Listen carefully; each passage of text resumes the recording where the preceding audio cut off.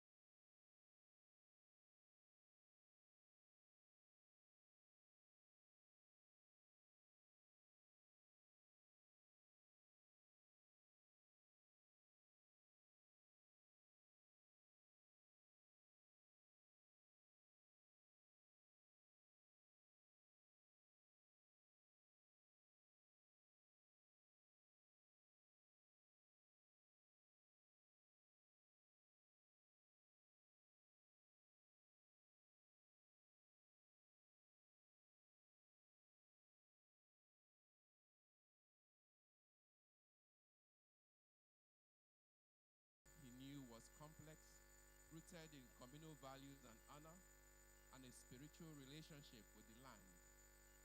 But it was also imperfect. Achebe did not idealize pre-colonial Africa. He showed its strengths and its cracks. Now, more than 6 decades later, Nigeria still stands at a crossroad of sorts, perhaps not between tradition and colonialism, but between potential and peril. And the themes that run through Achebe's novel remain uncannily relevant today, and I'll take them one by one. First, the first theme, the theme of leadership and failure of vision. Achebe showed us what happens when leaders fail to evolve with the times. Okonkwo could not adapt, neither could his society's institutions. Today, we face a similar crisis in leadership in Nigeria, not of adaptation, but of vision. Insecurity, corruption, and a lack of strategic governance have eroded trust in public institutions. Much like the collapse of Umuofia's traditional structures, our modern systems are fraying at the seams, not because we lack the resources or the people, but because we lack the consistent, principled leadership. The second theme, the clash between tradition and change. Achebe captured the Achebe captured the painful clash between old and new, a conflict that resonates today.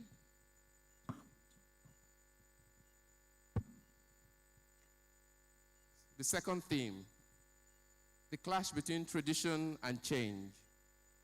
Achebe captured the painful clash between old and new, a conflict that resonates today.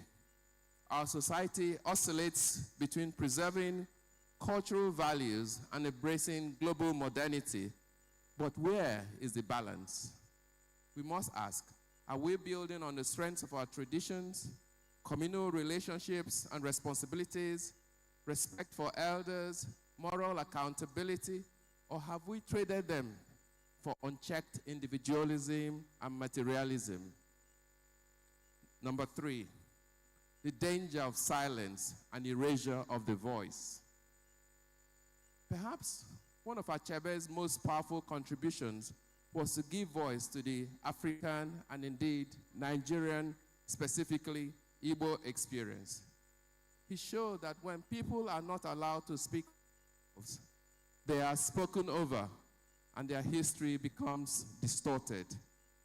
Today, many Nigerians, especially the youth, still struggle to be heard, whether it is in economic policy making, educational reform, employment creation. Their voices remain marginal in a system that resists inclusive dialogue. Achebe's warning remains: until the lions have their own historians, the history of the hunt will always glorify the hunter. Number 4, community versus individualism. Things Fall Apart paints a picture of a society deeply embedded in a community life, where identity is linked to deity, to ancestry. Today, the fragmentation of that community ideal is painfully evident in the rise of ethnic tensions, the failure of social safety nets, and the growing gap between rich and poor. We are experiencing not just an economic recession, but a moral one, where empathy has become scarce and shared responsibility is diluted. So what can we learn? Achebe did not give us easy answers, but he offered us something better: the courage to look inward. He challenged us to tell our own stories, examine our own flaws, and reimagine our future. So as we celebrate the 67th anniversary of Things Fall Apart, we must move beyond nostalgia. We must ask how we too might be falling apart, and more importantly, how we might come together again. Can we build a Nigeria where tradition enriches modernity, not conflicts with it? Can we raise leaders who listen more than they command, who serve, not rule? Can we create a society where every citizen, regardless of tribe, class, gender, feels seen, heard, and valued? So in conclusion, Achebe once said, art is man's constant effort to create for himself a different order of reality from that which is given to him. That is what Things Fall Apart achieved for Nigeria, and that is what we must now achieve again. Let us not allow things to fall apart again. Let us rewrite the narrative, just as Achebe once did, with clarity, with courage, and with conscience. So I welcome you once again to this grand finale of the Things Fall Apart Festival. Thank you. Thank you. Chairman of the occasion, Dr. Ikechioke. Thank you so much. Thank you. You can do better than that, please. Put your hands together for him. We've come to the stage of the event where the kola nut comes out. You know, normally in Umuofia, if Okonkwo visits Obierika, they will not start any proper conversation except kola nuts are exchanged. And you know, Omenani had I know a lot of grammar. So I got Waji, Macadonia Wetaloji, Wetalondo. So Ifi Namani from the Center for Memories is carrying Okwa, reminiscent of what we see in Umuofia. So if Dr. Ikechioke settles down, Ebunyi Oji, so that we can start proper conversations. Baba say proper nkata. Unumana Center for Memories, then we'll leave nkata umuibe. Okuyano? So normally in this part of the world, after you give a speech, you go and greet everybody again. Even though you have greeted them, we do that a lot. I like it. Yeah. But you know, that thing reduced when COVID came. People started greeting from afar. Dr. Kecheke, thank you so much. Kola North is here. Ojabia. Yeah. Yes. Imanayama may form more without moving Kola North around. Yes.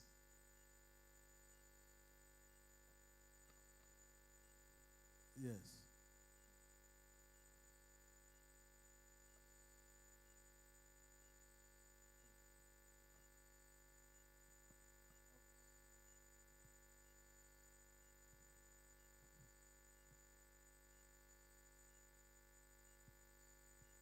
And one young Nkano here, an elderly man from Nkano. Yes. Oh, you see? Okay. Okay, what you do, man? If on a look on Oji, and maybe due diligence. Ajuba is they qualified to handle it. Makanomena and in a bueke. Ha. Hannes and Debo. Hannes and Debo, no ever. Hannes and Debo, never. Well, they are. Okay, on your knee, Kebukwalo, Hannes and Debo. If you're on a ejikute mmiri ezobe ya na mmiri akụgo n'ụzọ. Onye nike nọkwa ebe a. Onye nike ọjị. Yes. Good, great. So ngwa, zeze ka chairman were ọjị.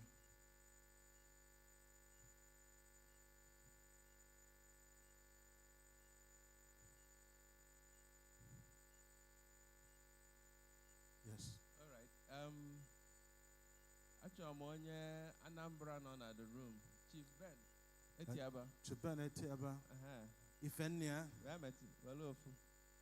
Ifennia. Ịma na elu n'ọjị. Traditional title apụtaba. Mewul ọjị mana nwekwa ndị Anambra nọ ebe atọ. Ama m na Ike Nwandụ nọ ebe a, ma na-Emeka Nwandụ nọ ebe a. Nwekwa ike nwe ndị tọ ha. Ka anyị ozi ha wepụta ọjị a n'afọ ha. Thank you. Odemma. Ifronian. Onye nna gị mụrụ gị. Onye Abia n'ebe a. Abia.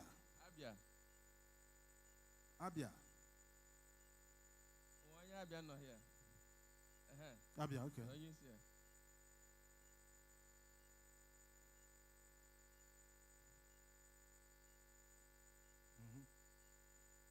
Yes.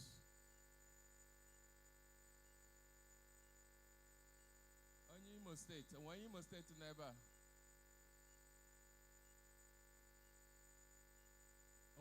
Okay, Imo State Imo in State? the room. Okay, upstairs.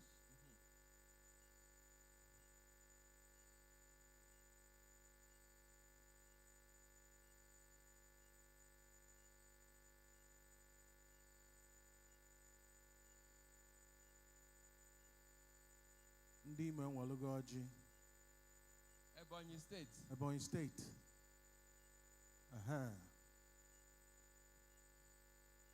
What at ebe a, oh? Ndị Ebonyi nwere nke ha. And then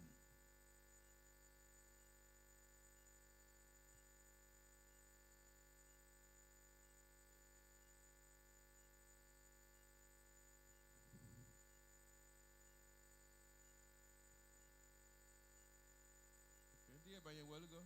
Ndị Ebonyi welugo. Aga m elote ndị Rivers because ndị Ndị Rivers ọma. na Delta. Uh-huh. Onye Delta nọ. Ndị ọma. Delta? Delta? Okay, up there, please. Okay. While we are at it, we'd like to welcome Honorable Iben Akono, Chairman, Enugu North Local Government. No. We'd like to also welcome veteran actor Nkem Owo, Osofia.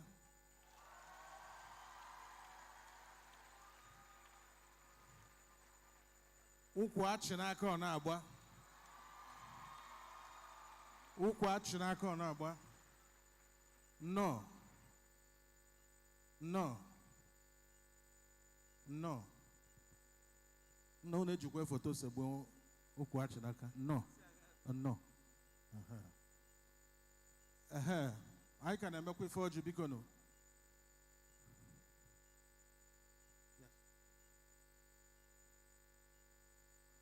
Ungwano.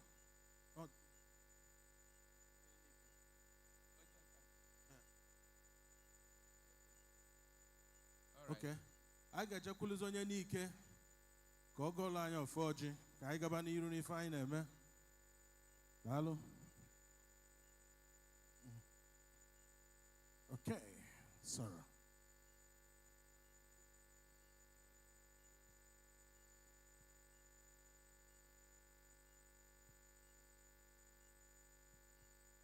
Ekene m na onye ọbụla bịalụ nke n'ụwa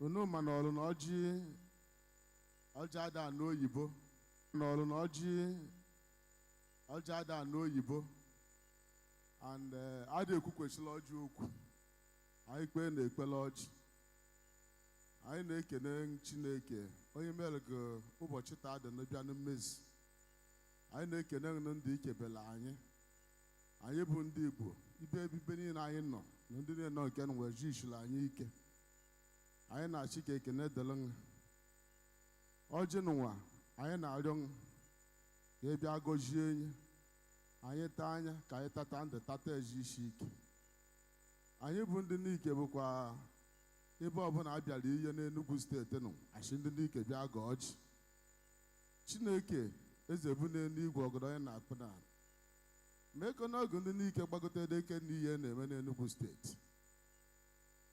anụ niile mepere emepe n'Enugu steeti bụkwa anụ ndị n'ike abụ na anụ gọvanọ anyị bụkwara gọvanọ na ọ ga-adịkwa anyị ọyị anyị na-arịọ Chineke ka imezuolu nye anyị n'ekwa Jizọs anyị na-arịọkwa anụ Chineke ndị Igbo ndị niile n'ibe dị iche iche ụmụnne anyị ndị nọ na Delta ndị nọ na Rivers steeti ndị nọ na Bayelsa ibe niile ndị Igbo nọ Chineke chizie ha uche mee ka ha mata na anyị niile bụ nna mee ka ha mata na enwere ndị ji politiks echisa anyị mejie na nwa na-ama nwanne enyi chizie anyị uche nye anyị amamihe na onye ọbụla nọkwa n'ụwa n'ụwa na-ama ihe na-enwe amamihe dịkwa ga anụ nọ n'ime ọrịa nye anyị uche ka anyị mata na anyị bụ nwanne ibe ọbụla anyị nọ na asụsụ ọbụla anyị na-asụ bịa were ọnọdụ n'ime echichi ndị Igbo chichie anyị ezi ike mee gie ka nwụdara anyị oyi anyị bụkwa prezidenti obodo n'ụwa Chineke ọ ga-adịkwa anyị oyi n'ime elinye anyị alala ụmụ Igbo niile ibe ọbụla ha nọ n'ụwa n'ụwa niile tinye n'aka Chineke gọzie ide ha n'ekwa Jizọs ihe ọbụla onye na-eme na-abịa gị oyi nya ka nwụda oyi anyị ekpe ekpere n'ụwa anyị rịọrọ kwelu na ị ga-emezili nye anyị n'ekwa Jizọs Kraịst bụ onye nwe anyị amen.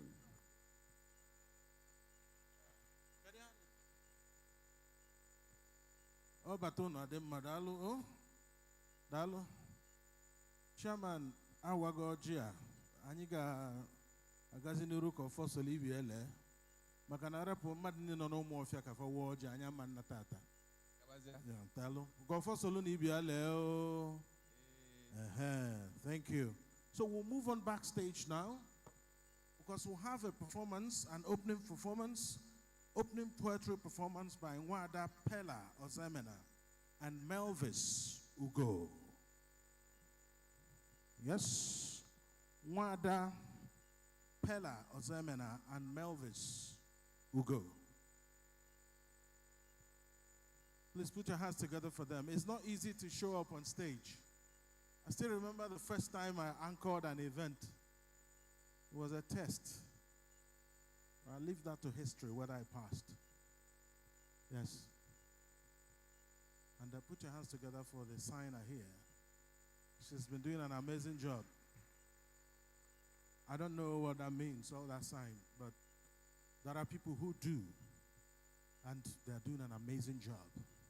Imagine someone talking for 2 hours and they're signing. Akagane ilo ilo.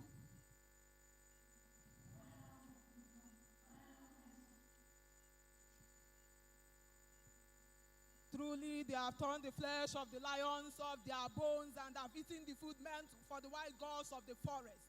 But here in my heart is a castle burning down into ashes. Lost is he who doesn't follow the footsteps of his ancestors. The gift of divinity was seen and kept by our predecessors. But we forget. No one open a to for you, na maya garu.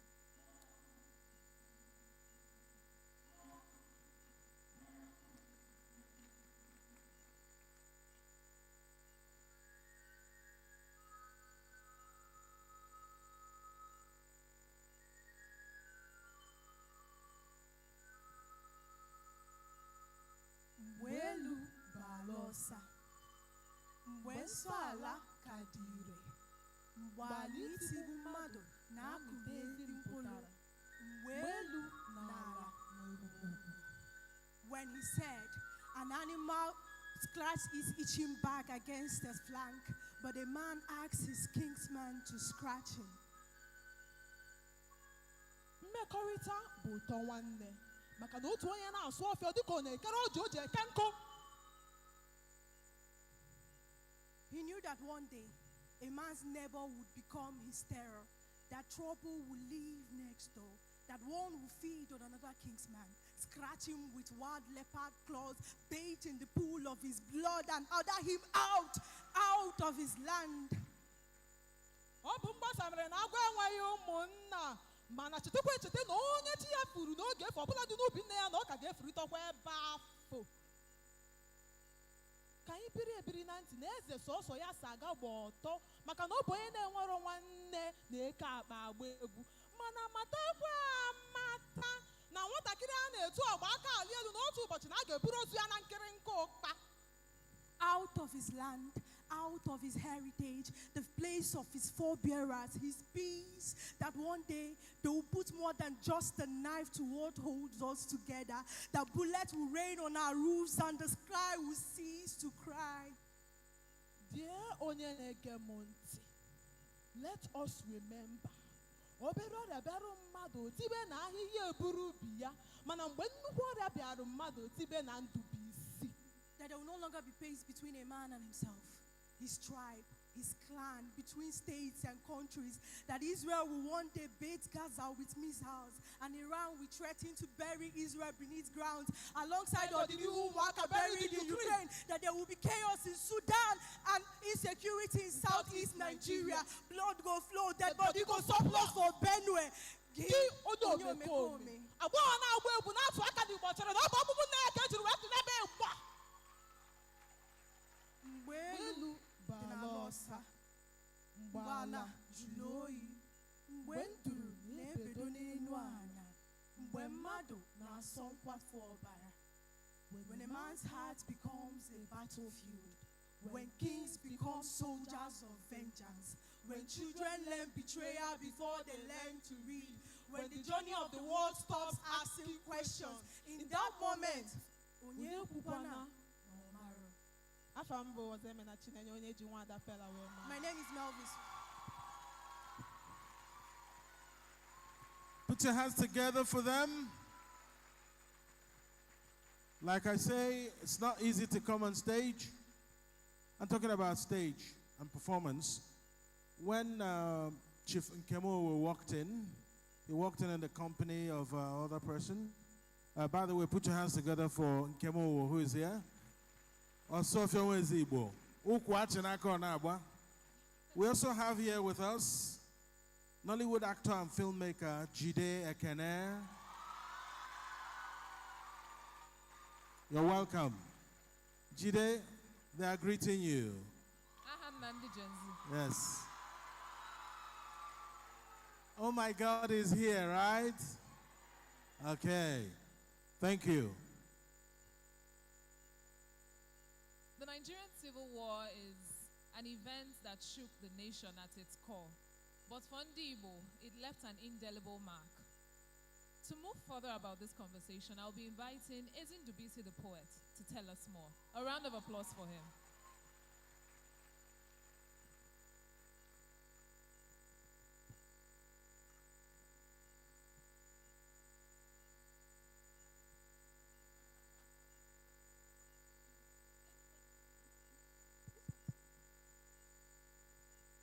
Anabia, Anabia, Anabia, Anabia. You see the way you didn't turn, you didn't run, no one ducked. If it were 57 years ago when the birds of death struck, we all have been fucked. Because 57 years ago, instead of birds of the air, it was fighter jets up there. And the same way they fly and drop shit on our shirt and our hair, they were throwing bombs everywhere. See, we are gathered here today. There is cola to break. There is a lot to eat and drink. If it was 57 years ago, it wouldn't have been so. I'm getting poor belly. My girlfriend says it's because I eat a lot. Stop. 57 years ago, it would have been because I had kwashiorkor. Then the people were thin, and their skin, like an X-ray machine, showed all their bones. Looking like skeleton, complaining in silent groans.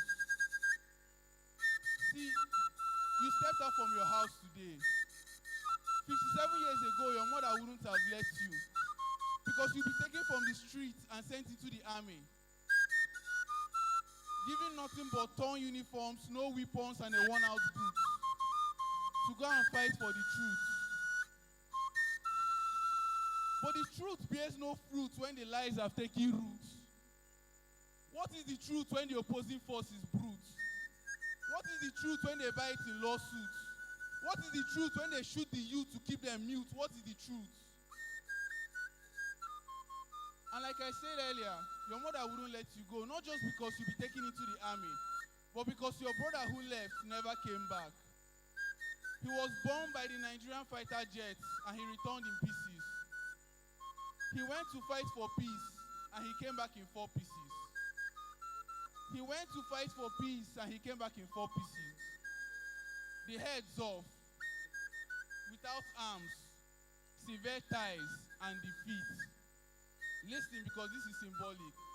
The heads off, without arms, severe ties, and defeat.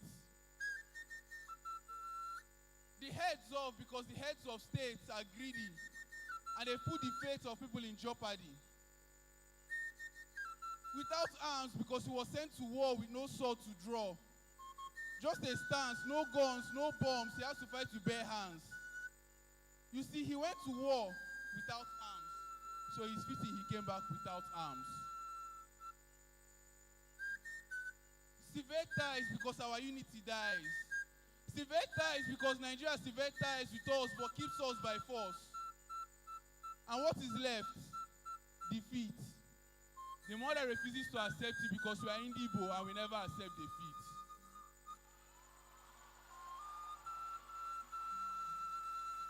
You see, 57 years ago, a terrible war was fought. 57 years ago, the entire Igbo land was a war front. And when we gathered, it wasn't to celebrate poetry or art. When we gathered, it wasn't to break cola or all of that. When we gathered, it was to hide from bombs in bunkers and caves. When we gathered, it was to gather the remains of our loved ones in shallow graves. When we gathered, the only thing that was shared is our blood that was shed, which the government craves. You see, 57 years later, the war is done, the wound is gone, but the scar stays. Fragments of subjugation and Igbophobia remains. So now that we can gather without the fear of death, let's remember the pains of people who lived 57 years ago, their tears and the blood that flowed, and say, Ozemena, Aigewe Mary, thank you.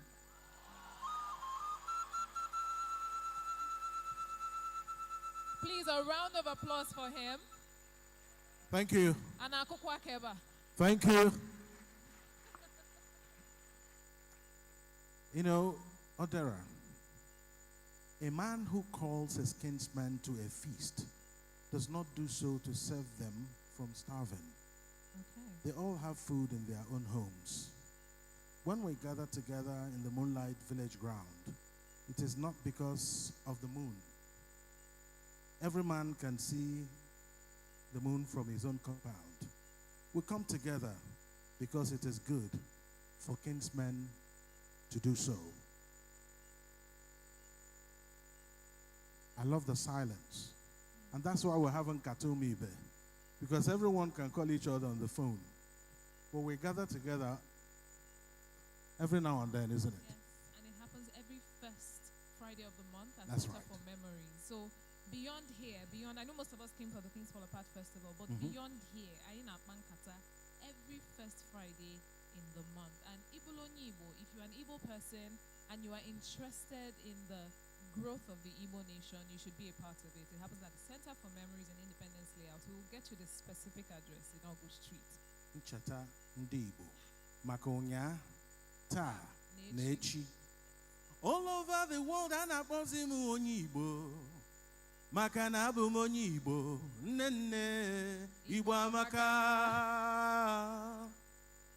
Aha, ka o jezuo unu arụ. A sị na ị nara afụ ụzọ ị ga na-eme gịnị? Ị ga na-anụ ife. Alex, are you sure we shouldn't sign you to You know? record label like I said? On the east side, don't know where record label. You know? I'm shooting my shot. In the world of today, you need like 7 side hustles. So, traditional marriage. my destiny helper, man. If Roka or Sophia was the one at you never know. I signed the AFAM in Jebe Chelsea. Probably on a supporters club. I drum ka bouncer no woman. Come to think of it. Go a side hustle. It's called multitasking. Okay. In our church. Interesting. So at this moment, ladies and gentlemen, we would like to hear from our sponsors. This event is proudly supported by people who devoted their resources to make sure we have a very successful festival. Let's call on the representative of Royal Foam, Chijioke Ezike. Is Chijioke Ezike here? Please, a round of applause. So that next year, I see go. Yes. Chijioke Ezike? Okay, good. Please put your hands together for them. If I go to a stage, I do a quiz in Nafe. And when down a bench for Mike, when they want to talk, nothing will come out. Yes. But I'm sure that Mr. Chijioke has a very good reason to be here because they are supporting us to give us the comfort for this event. Thank you. Thank you very much for this opportunity. Igbo Kwen. Igbo Kwen. Igbo Kwen Zono. All right, I bring you greetings from Royal Family. I am here to represent Royal Foam. Yeah, I want to talk a little bit about our Royal Foam. Royal Foam has been in existence for over 45 years. But we happens to bring it down to the south-south and to the southeast. We've been in the north. We've stayed there for a long time. Those that have been in the north will understand what I'm saying. And we find it a pleasure to sponsor this very event. It is a wonderful event. We've been here since Sunday, and we are still here to the last day. Shows that we love what Igbos are doing in Enugu State. I want to encourage you all, if you've not come in contact with these royal mattresses I'm talking about, you can always come to me. I have my stand out there. If you want to make any inquiries about our firm, we are out there. We have a representative also added that will take care of whatever you want to know. We produce pillows. We have orthopedic beds. We have spring beds. We have all kinds of beds. So what I'm trying to say now, from now on, I want you to understand that Royal Foam has come to do what? Stay in the southeast and in the south-south. Thank you. I still remember my humble self, the business manager for Royal Foam here in Enugu. Thank you and God bless you. Thank you very much. And to call on our next sponsor, I would like to call on the person of Mr. Chris Okonkwo of Active Edge Technologies as he makes his way to the stage. A round of applause for him, Bikono. Thank you.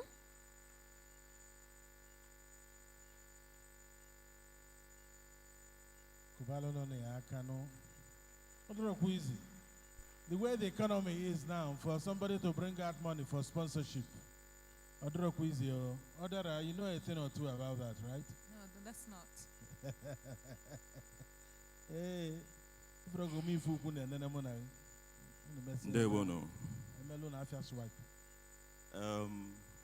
when the MC was talking about not being easy to stand here, I'm saying this with confidence because my legs are shaking. All right. Good evening, everybody. I am not an expert when it comes to literaries, so permit me to read what I dumped from my head on my smartphone. I hope I'm permitted. All right. Chiefs, elders, custodians of culture, brilliant students, and all who have gathered here in the spirit of Omenala. I welcome everybody once again. It is an honor to stand here before you today, not as a representative of ActiveEdge Technologies, but a proud African. Before I begin, I would like to convey a heartfelt wishes from my boss, Mr. George Ago, the MD President of ActiveEdge Technologies, who, due to some business engagements, could not be here. But he expresses his admiration for this great initiative. So, today, we do not merely close a festival, we ignite an eternal flame. A flame that has burned since the days of Okonkwo. By the way, my surname is Okonkwo. Since the wisdom of Omafia first echoed across the lands, a flame of identity, a flame of heritage of story, and ActiveEdge is deeply honored to carry it forward, to keep it alive for generation yet unborn. Look around you, the village square, where proverbs were born, where justice breathed, where our ancestors stood tall. But greatness deserves greatness. So, today, ActiveEdge declares, we will rebuild the Things Fall Apart village square, not as a relic, but as a living fortress of memory.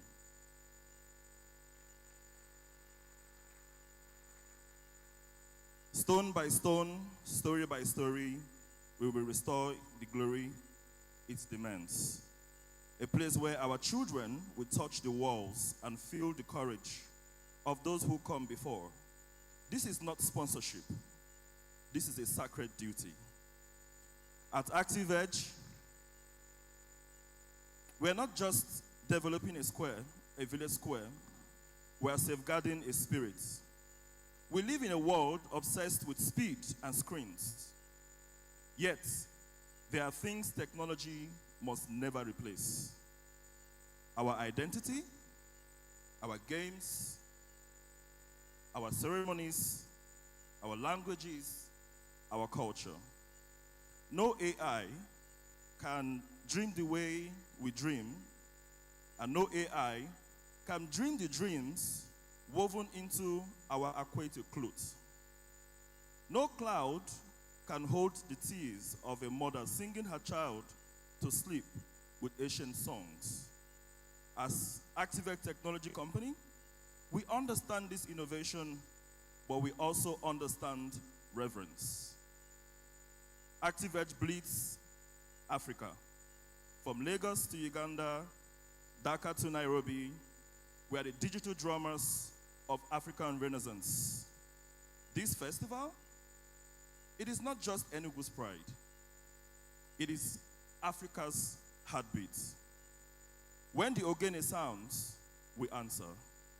When the masquerade dances, we remember. Why? Because culture is the compass in a stormy world.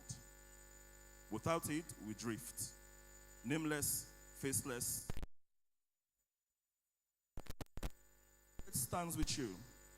Show spirit to spirit to defend, celebrate, and immortalize our heritage.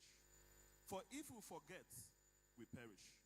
But if we remember, we rule tomorrow. We are Pan-African, and that is not just a geography, it is a philosophy.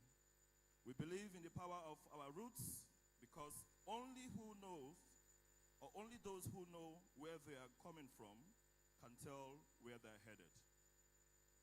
Today, in addition to the Village Square commitment, ActiveEdge is proud to donate 30 copies of the Things Fall Apart book to 30 young people or students.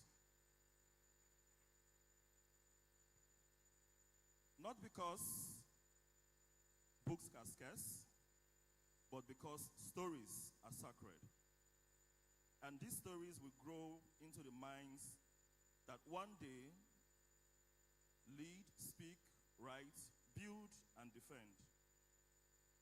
Let me close by borrowing a voice of two literary giants who continues to remind us why we must tell our stories. Until the lions have their own historians. Until the lions have their own historians, the history of the hunt will always glorify the hunter, Chinua Achebe. And as Chimamanda Ngozi Adichie so powerfully reminds us, stories have been used to dispossess and to malign, but stories can also be used to empower and to humanize. Stories can break the dignity of people, but stories can also repair that broken dignity. Achebe has taught us that until we own our stories, histories will speak against us. Adichie teaches us that restoring dignity begins with telling the whole story. Together, they remind us that culture is not past, it is present. It is power. So, let the world hear Enugu's roar tonight. We are the ones who remember. We are the ones who will build it. We are the ones who choose our story. To our ancestors, we salute you. To our children, we light the way. He said, long live our culture, long live Nigeria, and long live Africa. Dalo. Thank you very much, Mr. Chris Okonkwo, for that heartfelt message. I would like to call on our next sponsor, Providence Bank. So I'll be calling on the person of Ayoyinka Falade. She is the brand and corporate communications lead for Providence. That's right. Welcome. A round of applause for her, please.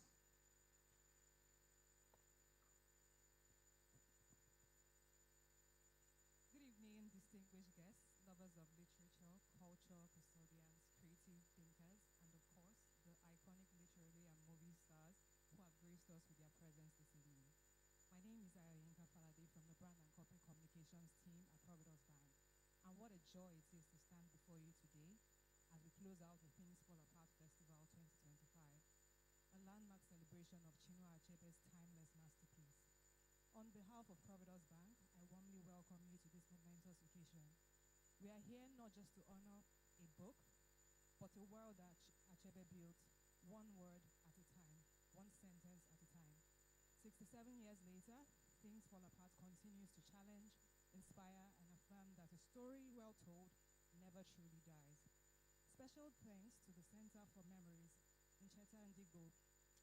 You've given us more than a festival. You've gifted us with a living memory. At Providence Bank, we believe that banks don't just support economies. They support ecosystems. That's why we consistently invested in Nigeria's creative sector. From World Poetry Day with Wole Soyinka to our Creative Economy Fund, which supports everything from fashion to film, Basically, because even the greatest ideas need financing. We are not just a bank we're not just a bank for transactions, we're a bank for transformation. We're building an economy that funds, scales, and exports African creativity. Our work also extends to empowering SMEs and entrepreneurs, those who build from vision and grit. We see you, we support you, because what is creativity if not innovation with a soul? This is the intersection we strive for, where culture meets capital, where creativity meets credit, and where ideas are banked as assets. From our globally minded citizens, our Platinum Naira MasterCard and Providus World Card are designed to meet your lifestyle, locally and internationally, with seamless spending on platforms like Amazon, Apple, Netflix, and even more directly from your Naira account. We are also proudly offer Nigeria's first biodegradable ATM card, the Providus Eco, because we care about preserving the world that inspires our stories. These offerings are beyond transactions, they are about access, empowerment, and intentional growth. Our team is just outside to help you get started. If you'd like to open an account, they're just outside the hall right here, so you can open an account instantly. As we close, let's not only applaud our creatives, let's support them. Let's buy their works, let's fund their dreams, let's share their stories. And in the words of Adichie, when the moon is shining, the cripple becomes hungry for a walk. May this festival be the moon, and may we all remain hungry for story, for impact, and for legacy. Thank you, and let's keep the story. Thank you, Ayoinka Faladay. Thank you. Before we continue with the partners, we'd like to recognize the presence of Lawrence Annie, Governor Mba's speechwriter and the Executive Secretary, Council for Arts and Culture. Let's put your hands together for him. We'd now like to take comments. Please, it has to be short so we can go today. Lasena Water. I'm sure that if you've been coming to the Center for Memories, you will have been seeing a lot of the water there. The representative of Lasena Water, are you here, please? Lasena Water? Oh dear, I don't like this silence. Okay, while we wait, I'd like to call on the Association of Tourism Practitioners of Nigeria, ATPN, represented by Ubu Wilson Uche, who is the Deputy President. I saw him here. Yes, put your hands together for him. Oyishiago, right? Which one am I wearing? Is it Ishiago or Ishiodum? I don't know. There's an argument which one is Ago and which one is Odum. I don't want to start here now. Thank you very much. Umofia Queen. Umofia Queen. Umofia Kwezono. My name is Wilson Uche Ugu. I am the Deputy President, Association of Tourism Practitioners of Nigeria, Deputy President 2, and of course, I also am in charge of the southern part of Nigeria. We have Deputy President 1, who is covering the north, and I am the Deputy President 2. And for us, Association of Tourism Practitioners of Nigeria is the main association that brings together practitioners in the industry. It actually came up through a law enacted in 1990. So every practitioner in the industry, at least I am so glad I am seeing Chief Nkemo. He is a practitioner. And for us, it's just to maintain and ensure that there's professionalism in the industry. People join the industry without having to go through the rudiments, trainings, and professionalizing what they do. You see people handling, because they can access phone nowadays, they tend to project what is not representing us. There was an argument earlier on when we were talking about Nollywood having Igbo chiefs, having bodyguards. When In the olden days, they don't have bodyguards with knife. We keep mixing things up.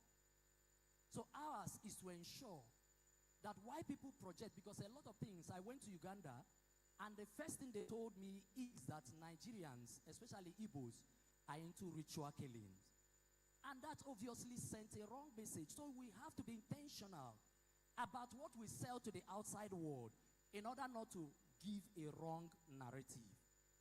And ATPN is now taking its position to ensure that our brethren, or our people, practitioners, are guided properly.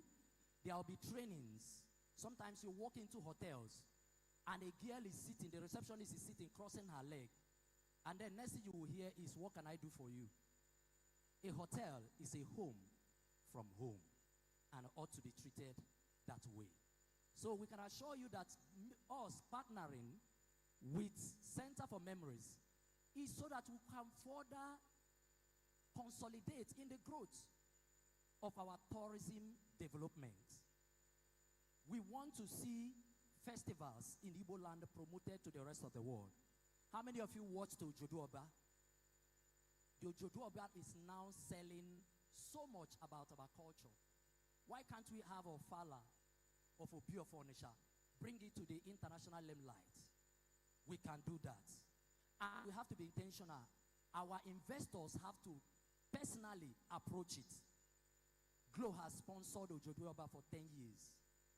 Who in Igbo land can sponsor Ofala for more than 10 years? We need to build. Nollywood started here. But obviously we won't say that Nollywood continues here. A whole lot is now happening. And we must, Igbo people, must take advantage of ATPN to further enhance our tourism development. Once more, I want to congratulate the Center for Memories, the Center for Memories, and also all the partners. And for you, anybody who is in the industry, if you are a practitioner, then after now, we are going to be having a section to officially induct people. For the want of time, we may not do it immediately, but of course, I know I'm taking Chief Osofia unaware, but of course, he will be inducted, and Odeloha will also be inducted, or Odeliwo. Thank you very much. I am also the CEO of the foremost tour company, destination management company in the Southeast called iTour Africa. Thank you very much. And have a wonderful event. God bless you. Thank you, Mr. Wilson Uche, for your kind words.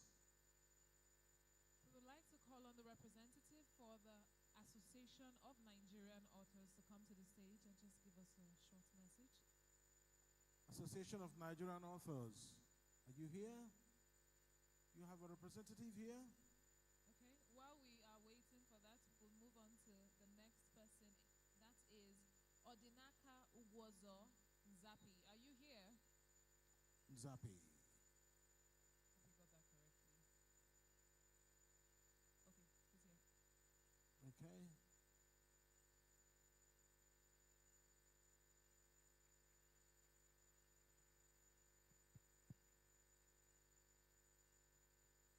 Of your queen.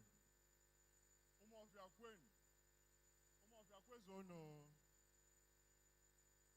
Nina in this obodo. Ada. Thank you to all of you. My name is Odinaka Ugwozo. I am the founder and creative lead of Nzapi. Nzapi is a clothing line committed to retelling our story. You know, we often say that the African story is either not told or undertold. In the spaces where the African story is told, is undertold, we hear the shadows of the stories of Africa.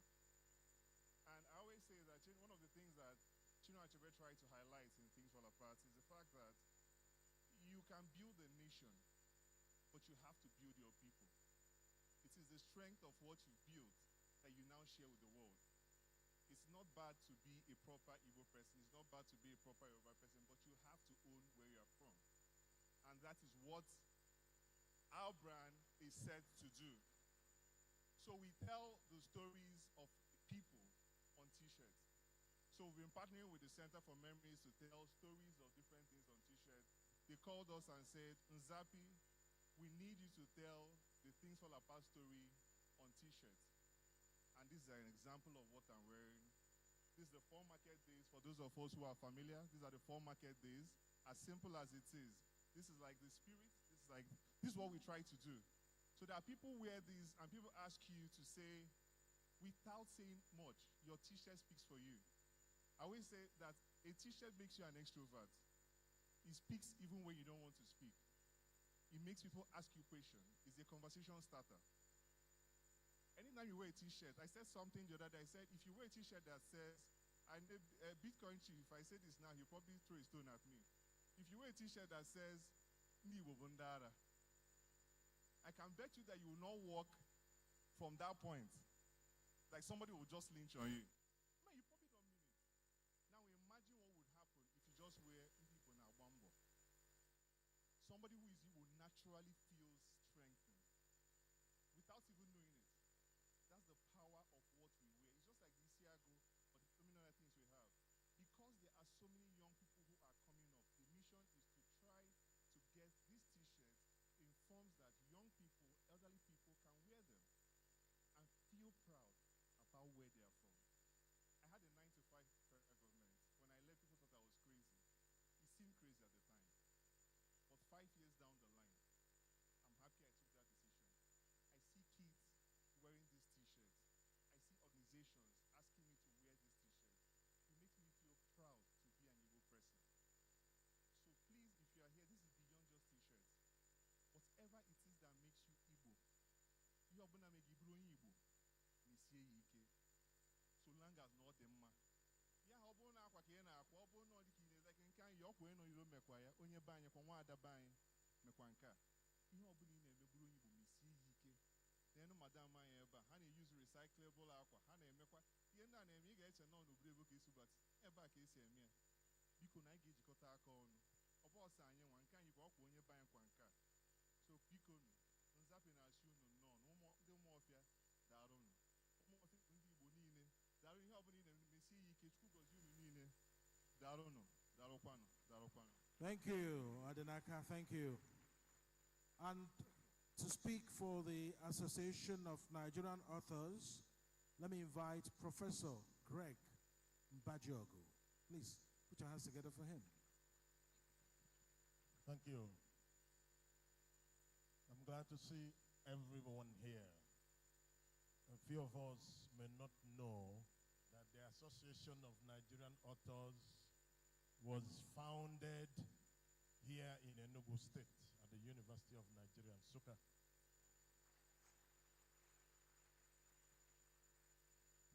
Today, Anna has writers' residencies and writers' villages in many parts of Nigeria. We don't have one in Enugu.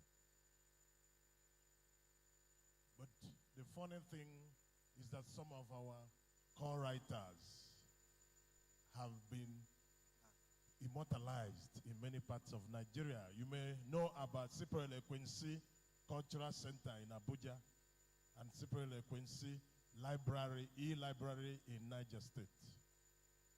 And some of us may not know that Chukwuemeka Ike, who is an Igbo man, was investitured professor at UniJust, just on the power of his writings. How many of these authors have we honored at home? When is Enugu State going to recognize the fact that the cradle of that association is here in Enugu and build a small writers' village where the likes of Nkemo will come and teach young people how to write comedy? Why is it that we have writers' villages in many parts of Nigeria, but Enugu State that founded association doesn't even have a permanent place where authors can congregate? The same thing I say about theater. Many of us do not know that Azikiwe and Okpara built Paul Robson Drama Building in UNN in the 60s as one of the departments to start.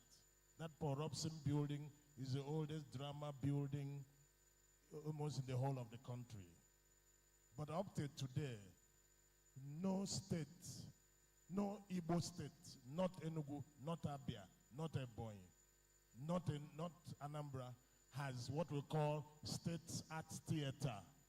If you go to every province in Moscow, you'll find 3 art theater. How do you know countries that are culturally sophisticated? They have art theater. Why don't we have art theater in all the states of Igbo land? We have to seriously begin to give concern about this thing.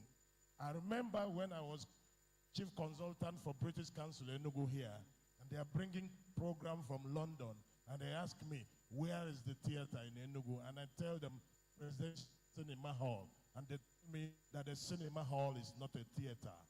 That until we build a theater, they are going to take their programs to states in Nigeria that have theaters. Please, it's high time we use, this is a conference center, it's not a theater. And I know that this vision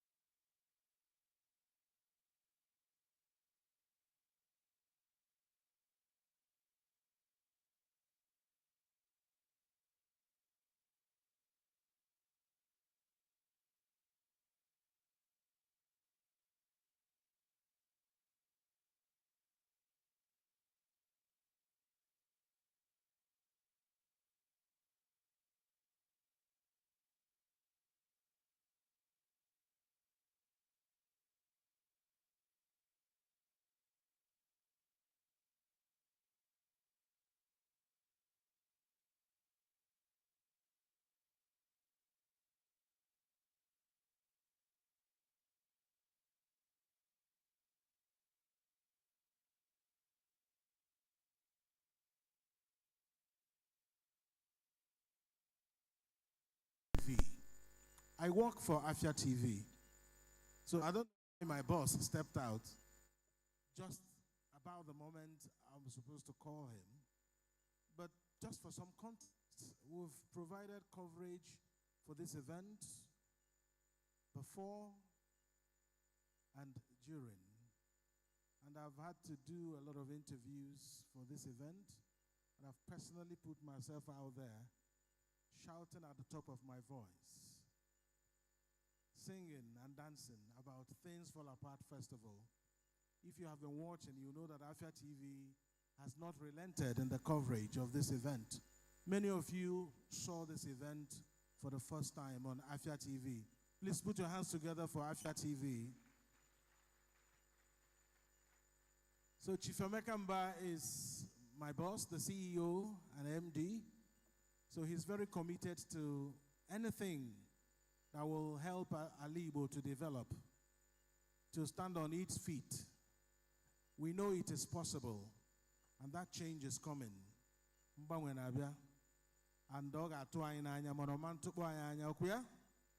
That's right.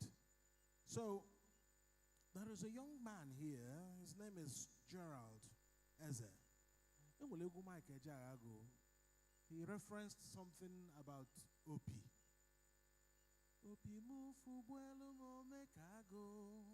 So when Gerald Eze comes, you will hear him. He's not going to be singing Michael Jackson song, please. But I just You just decided to why are show you that looking you at have me? singing talent Why are you because looking love at me singing. like you galvanize the women against me? I know now. But you know I can. But we you know are I can nice. sing. I can sing for the women, and they will be excited too, Odironjo. and they will be rooting for me. Unoka bụ egwu ka ọ na-agụ. That's right. Yeah, but you see, if you look at the frame, I'm not sure I fit the frame of Onoka. You know you don't judge a book by its cover. This one is deceiving. Ew. Ojigokwa ọnụ ya wee kwụ. That's why I'm Singing telling you. alongside Gerald is Oluoma Odimegwu. She is a multi-talented 400 level student who will be leading Gerald's band. A round of applause for them as they make their way to the stage. All right.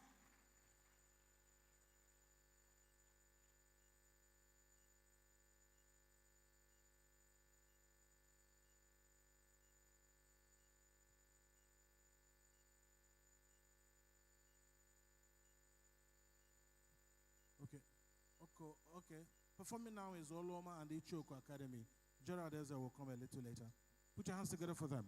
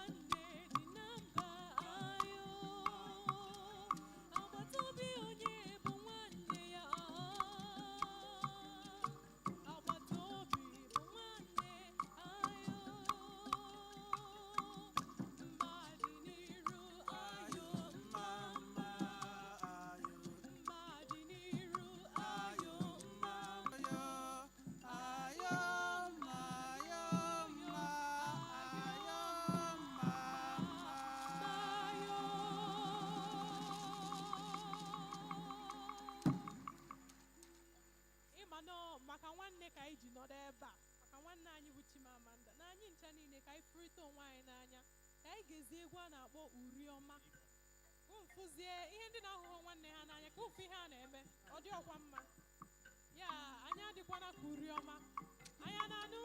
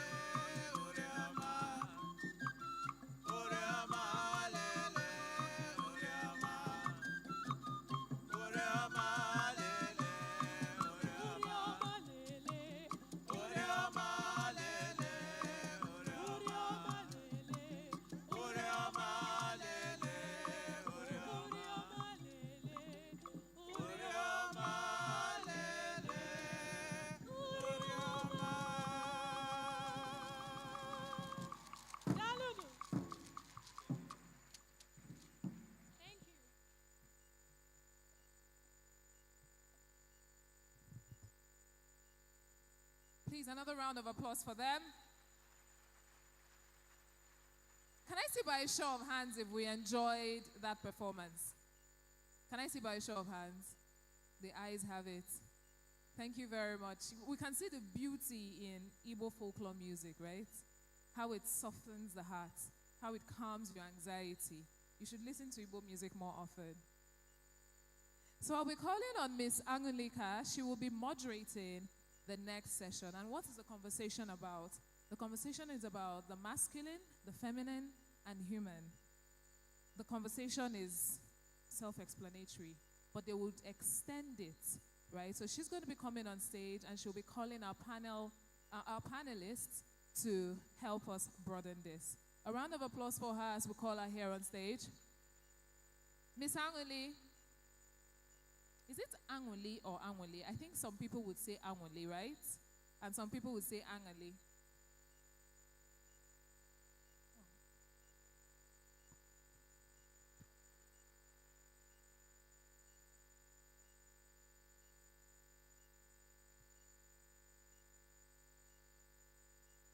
Hello and good evening, everyone.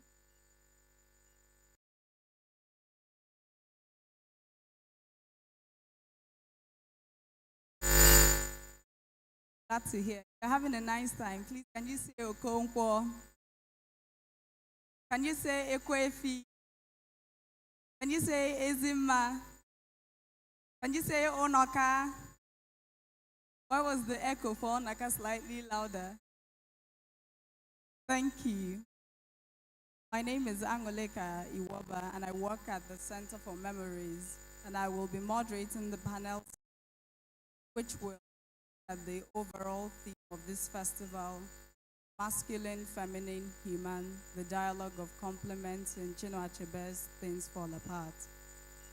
And I'm going to invite Professor Akachi Ademora Ezibo to join the panel. Professor Akachi Ademora needs no introduction. She's a professor of English and Literary Studies at the Alex Ekweme Federal University, Aleke Idufu, Ebonyi State.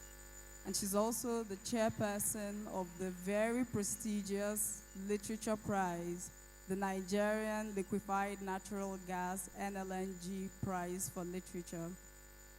Thank you, Prof. I will also invite an economist, an investment banker, and a literary enthusiast, Sawili Okoye, to join us in the panel. His experience as an investment banker and economist has spanned many years, and very interestingly, he is also a huge literary and digital media enthusiast. Thank you, Sawili. Welcome. I will also be inviting the Odile Tony Ujubuongo. Is he here?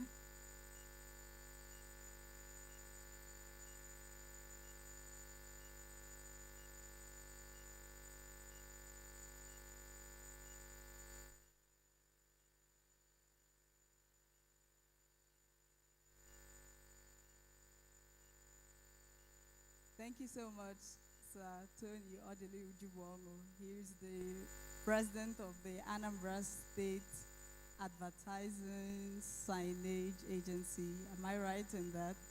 Welcome. Thank you, sir. We're also supposed to have on the panel the Vice Chancellor of Nnamdi Azikiwe University, Professor Kate Azoka Omenoa.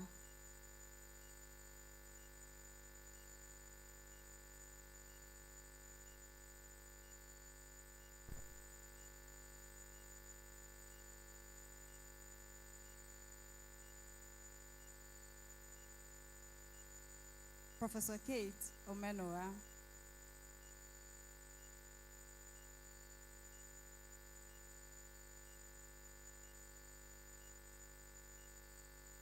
She's not here.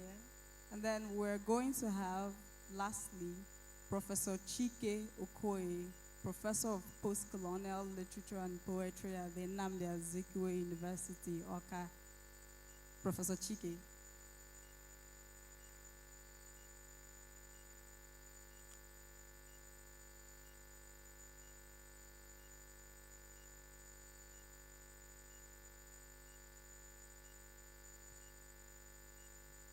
We're waiting for Professor Chike Okoye to join the session.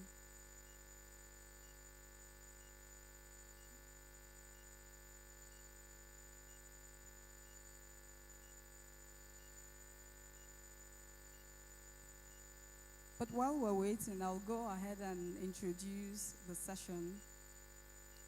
The theme for this year's festival, ladies and gentlemen, distinguished guests as you all are, is masculine, feminine, human. The dialogue of complements in Chinua Achebe's Things Fall Apart. And this theme attempts to examine. Professor Chike Okoye, please join the session if you are in the room, sir.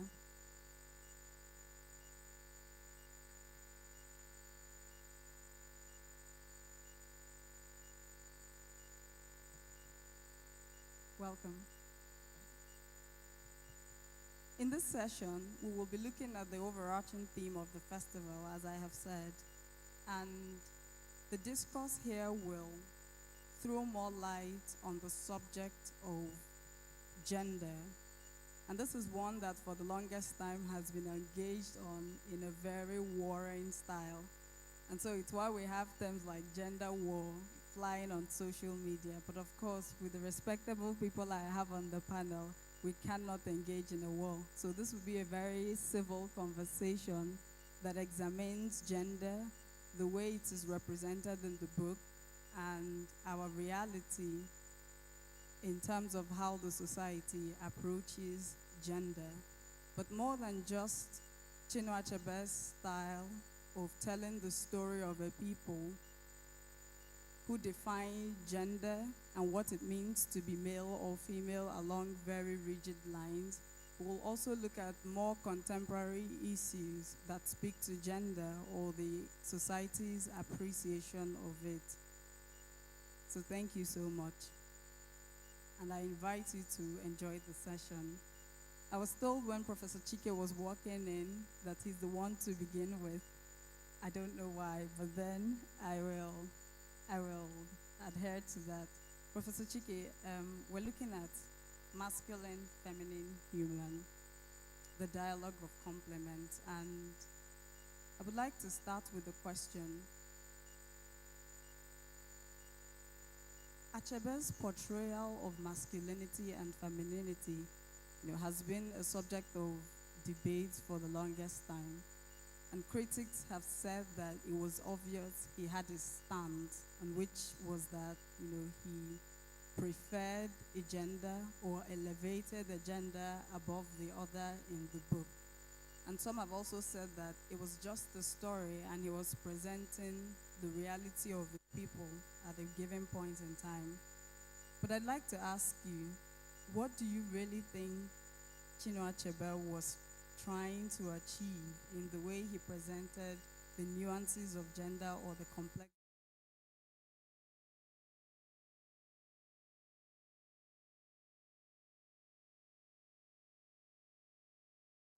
and the way he completely leaned, towards what the society feeling? Was Chinua being sarcastic, or was Chinua really taking a side? Thank you very much. I want to thank the audience, and first of all, apologize for walking in when I did. But the nice thing is that I'm here, and I want to thank everybody on this panel. Mommy, Bongo, and myself, and you, the moderator. And now, your question is, how do I see it, or what do I think? Yes, there is this general supposed consensus in that.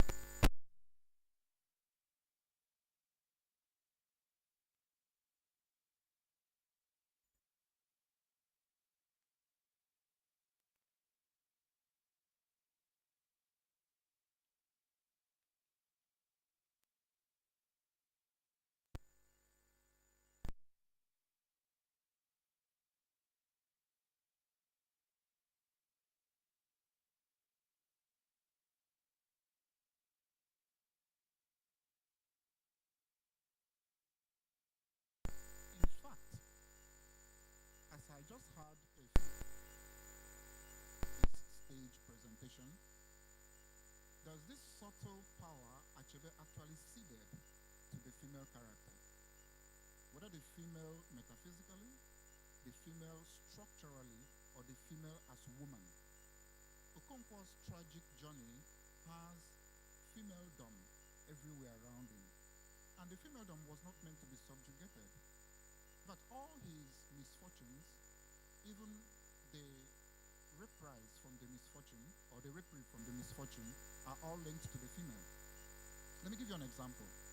The most obvious is Chielo. Time travel. Now, if a god, or a force, or a form as powerful as Abala could choose to manifest, transmute, transmogrify through a woman, the only character to cow Okonkwo in the book made him actually afraid, woman. Some people also link the fact that he took on Ekwefi in his rough and taciturn manner by, quote, looking for the loose ends of the wrapper when Ekwefi, sauntered into his house. Some people think that his destruction of the substructure of the Igbo commune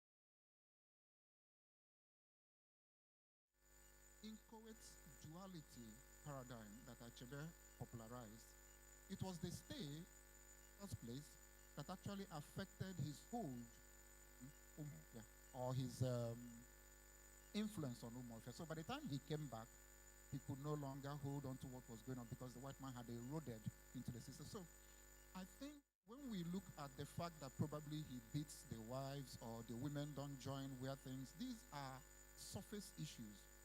And the Igbo say neke lolo eke. And ike de na waja ovuji ebu agwo na ebu mmadu. The man does not have to do what the wife does at home. The woman does not.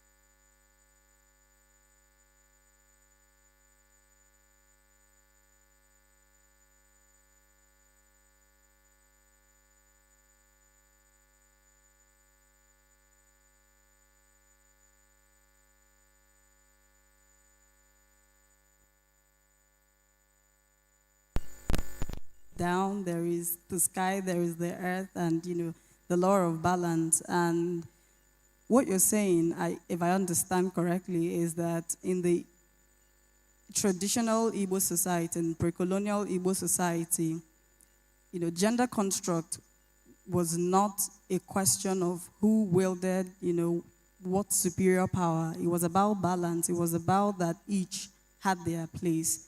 But then also, some people would say that in the book, in Umuofia, the women wielded a kind of subtle power. Theirs was not aggressive. Theirs, was not out there. They did not wield, they did not control the home in the way that Achebe presented it.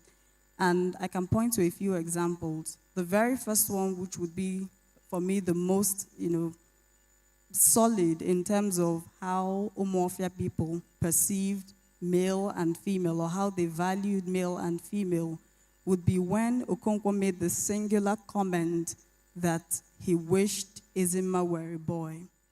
And so you would wonder, for a society, that presumably places both on equal pedestal, and it's a question of complementarity, why would he wish that the female child were a boy?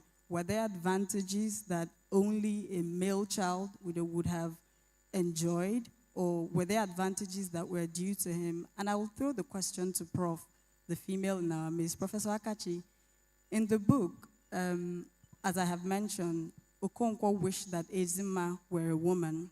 And also, while we know that she was not directly denied inheritance, she was still partly affected by it because the society was a patrilineal one in terms of inheritance and leadership. And so for a society that supposedly places men and women at par, and it's a question of balance, it's a question of complementarity, why would a character in the book wish that a female child were male? Were there advantages that, the Igbo society as Umuofia represents in its entirety?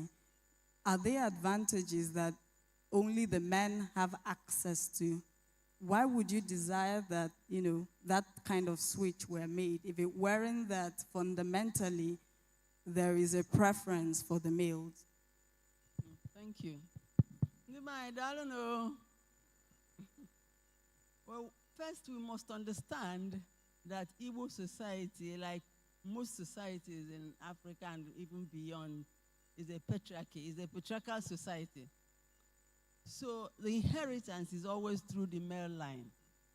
So Okonkwo must have been thinking about that. There's no way he would think that Ezima would be inheriting his property. So but because she was such a brilliant young girl, he wanted her, he wished she had been a male because he thought she was stronger, more intelligent, proactive than her brother, Ngozi. So it's because the society would not, the way the Igbo society is structured, Ezima will not be a candidate for inheritance or inheriting her father's property. I remember, let me just illustrate with myself. We are 6 in the family, 4 girls and 2 women. When my father died, my father had property, but none of the girls was given any property. They were inherited by my brothers. So this is the way it is in Igbo society. Women do not inherit, but things are changing, of course, because many families are giving their daughters property now, but it wasn't so in the traditional society, and even in modern Igbo society as of 2 decades ago. So that is one thing. You see, Achebe wrote Things Fall Apart. Remember, that novel was published in 1958. By that time, very little had changed in Igbo society. Women were still not inheriting anything. They were not reckoned with as male children were reckoned with.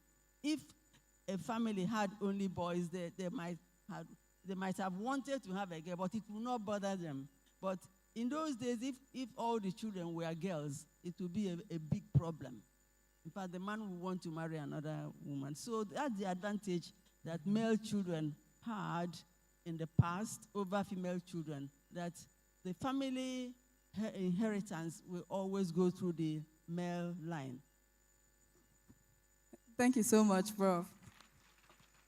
And again, more women are clapping. Well, he clapped. Okay, so I want us to go back to the beginning of the book, and it also connects to what we're saying now. The opening paragraph introduces us to Okonkwo.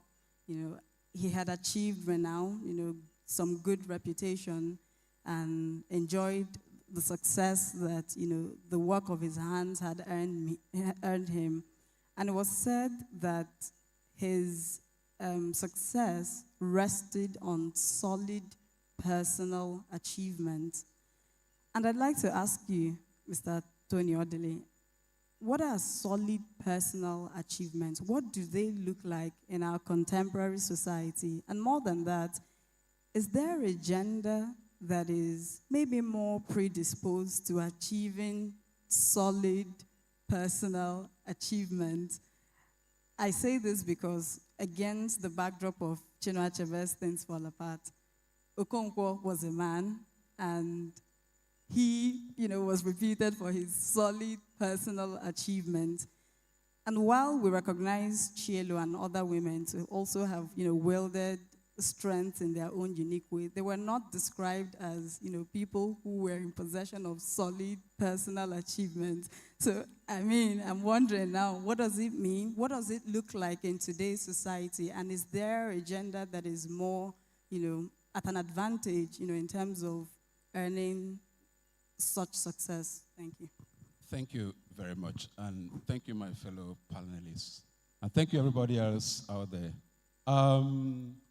Well, if from the point of view of Things Fall Apart, I would say that Achebe was telling a story. And if you are a storyteller, it's either you have heard that story somewhere before, or that in creating that story, you are inspired by things that happen around you. Achebe, when he was describing Okonkwo, talking about solid personal achievements, they were very few. Because even in the story, you know that it was after he threw Amalinze the cat that his fame rose around the whole place. So as at that point in time, the personal achievements are probably that he had a compound of his own. By then he had about 2 or 3 wives, and then he had probably 1 or 2 children, and maybe a good band of yam and things like that. But his fame that rose was after the battle with Amalinze the cat. Having said that, if you read Achebe critically, and if you understand the Igbo society critically, you will know that there's a balance in expectations.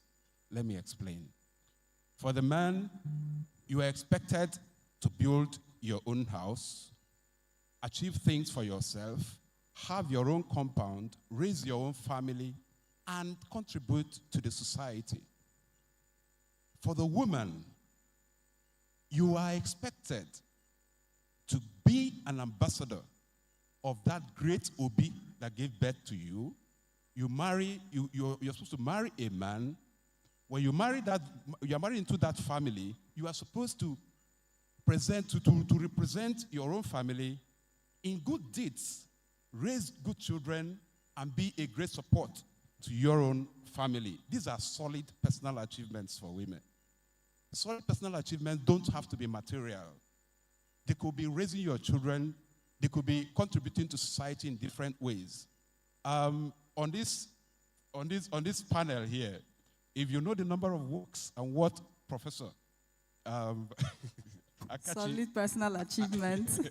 I'm talking about solid personal achievements. I've known her for a very long time. We're not just colleagues.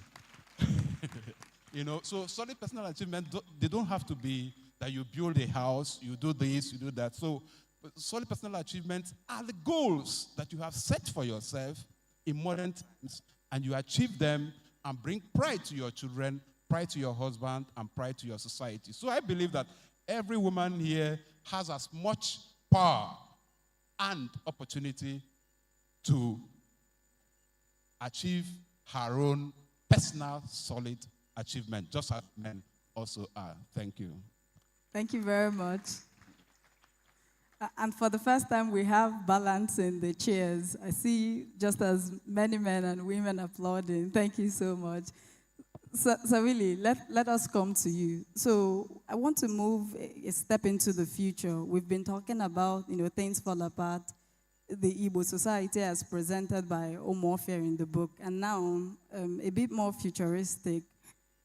We're in a digital economy, and your background and enthusiasm in the film and digital space, and also as an economist, I'd like to ask you, there is the potential for exploring film, things fall apart as film. We've had that, and when I listen to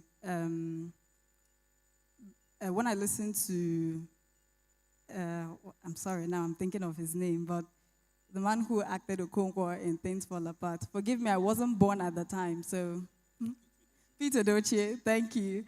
So Peter Adichie, when he spoke, he said that the review that Chinua Achebe gave the film adaptation is that Peter Adichie gave Okonkwo the interpretation after his heart, and for him, that was very solid validation. Talk about solid personal achievement. Okay, so, but, it doesn't end there. We could have animations, we could have, virtual realities. There is a lot to explore in the digital space, from this piece of literature, going from literature to film and exploring everything that the industry offers. But there are also challenges, I imagine, and I'd like to ask, what do you foresee, in terms of possible challenges in, progressing from, literature, moving things fall apart from literature, or also exploring film. And I also say this because with respect to the character of Okonkwo, for example, his hyper-masculinity, film tends to oftentimes the nuance of literature, is gone with film. Most people would say that a piece of literature they read is better than the film adaptation. So how much are we going to lose? Are we going to lose anything when we transition that way, when we explore, film from Things Fall Apart from a film, perspective? Thank you. Great, thank you. Let's keep it consistent with the theme of the festival. I hold the opinion that Things Fall Apart, a 166-page novel, epic novel, is a very slippery novel. I also hold the opinion that Things Fall Apart was written through Chinua Achebe, through him, by something bigger than him. The novel taken as a straight narrative you'll be mistaken to do that because it's a story in which Achebe built complex ideas, complex principles, complex cultural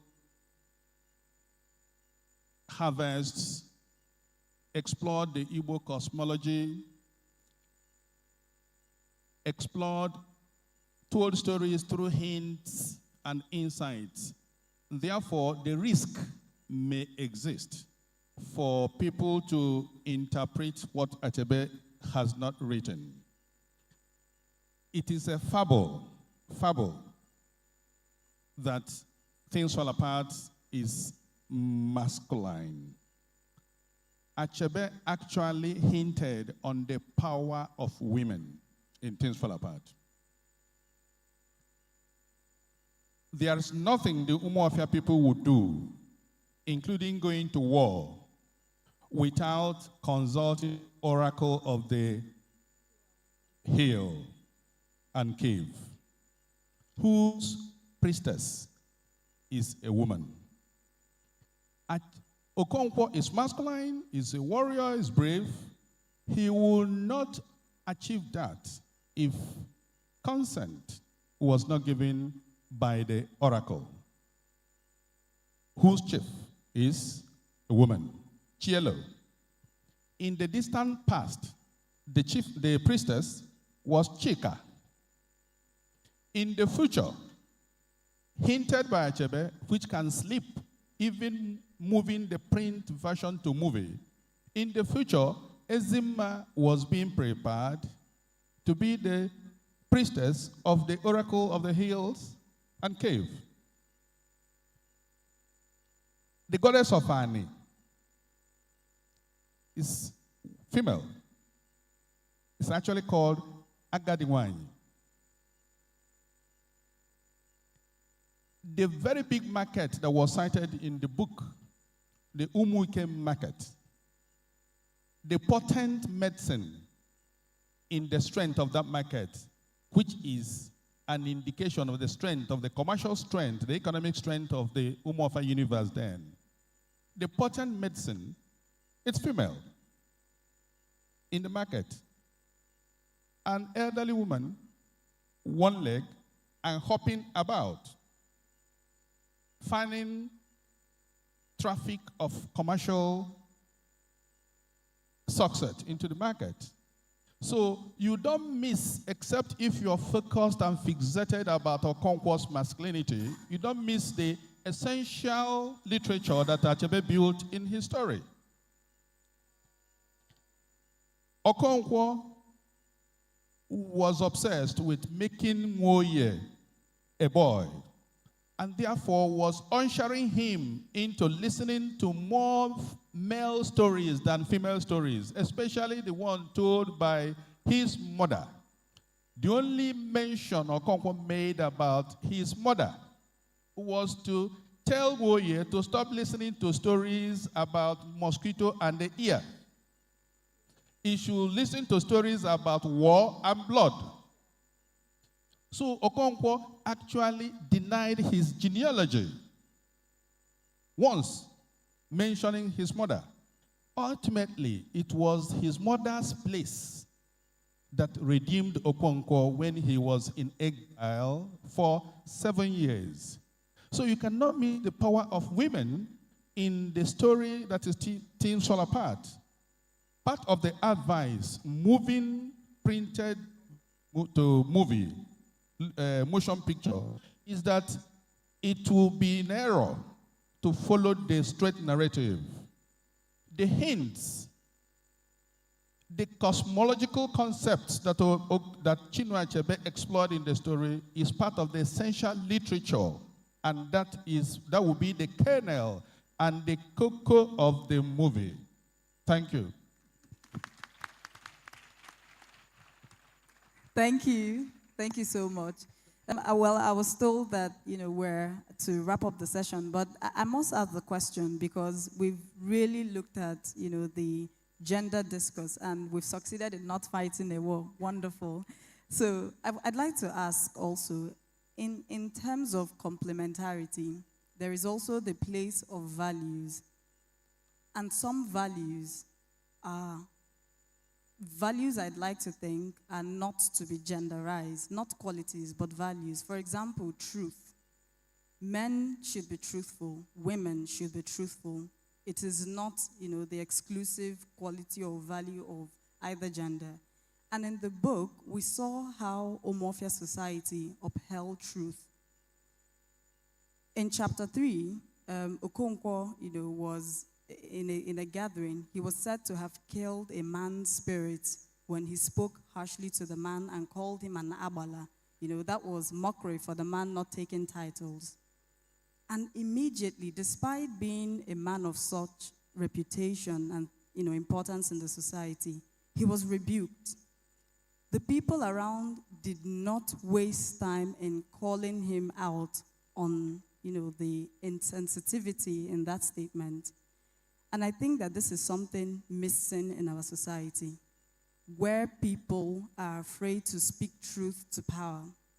And so in a setting where a person of influence, an affluence speaks, regardless of how insensitive what he or she may say is, you find the people in the room silent, and silence in the face of such injustice is complicity. But Umuofia people did not show that, they were like that. They completely rejected what Okonkwo did and cautioned him immediately. And I'd like to ask, what has changed? Why did we go from a people, who were fearless, who did not hesitate to call people out despite their ranks? And also, as I gave the background, that this is not necessarily a gender question, but a question, an inquiry into the loss of value, I'd like to think, and it applies to men and women. And I'd like to hear everyone's thought on this, and so we will use that to wrap up the session. Thank you. Okay, thank you. From the fictional world of Achebe's Umuofia to our contemporary society, we still have people who tell the truth. And I'm going to generalize it, sorry. Okay, maybe I'll get more applause from the female folk. I'd love that. Now, the only person who could tell Unoka straight to his face that he is not doing well was a woman. No, it was a priestess. He told him there's nothing wrong with your luck, there's nothing wrong with the sacrifices, but there's something wrong with your attitude towards hard work. Go, stop playing with the land that has been barren. Go, do something. And it was a stern reprimand. Now, fast forward to the future, or maybe we stop a bit at Antilles of the Savannah. When all the male failed, it was the women that took over. If you have read Antilles of the Savannah, Beatrice and the other one. Now, today, evergreen in our memory is still our very own Dara Akonye. Evergreen in our memory is our Akachi here. She has been telling a plethora of truths through her writing. And recently, Natasha, well, you can make your choice from there. Thank you. Well, for me, I want to disagree with you that Umuofia was telling the truth. Because remember, why did Okonkwo die? Why did he commit suicide? It was because he spoke to power, and his people did not follow him.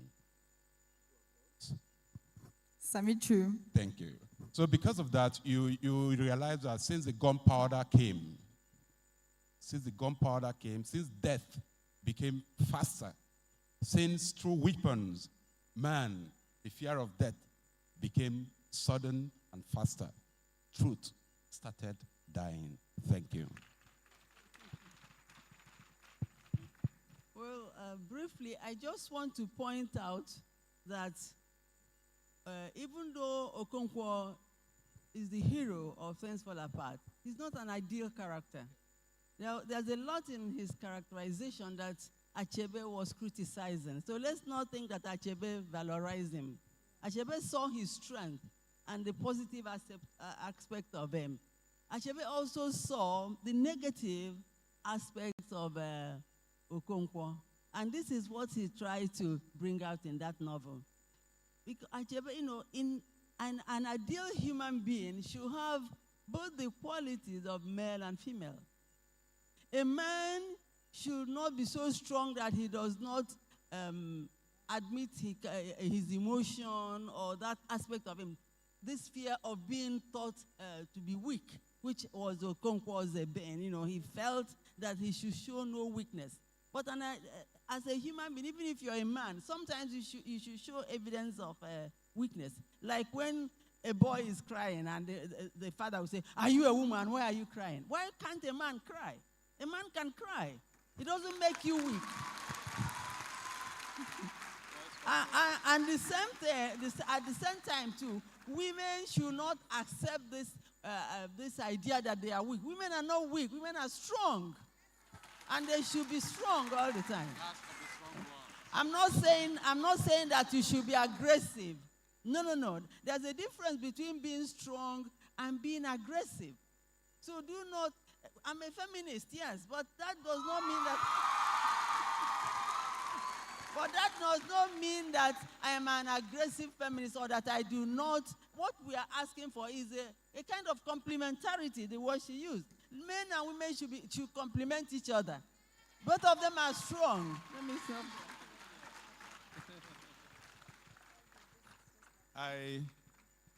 I sincerely wish that moving Things Fall Apart from print to movie will be very sensitive to the unspoken and the hinted in Things Fall Apart. There's a moral code, consolidated moral code that drives and rules, guides Umuofia's behavior. Achievement is personal, but the honor that the achievement brings belongs to the community.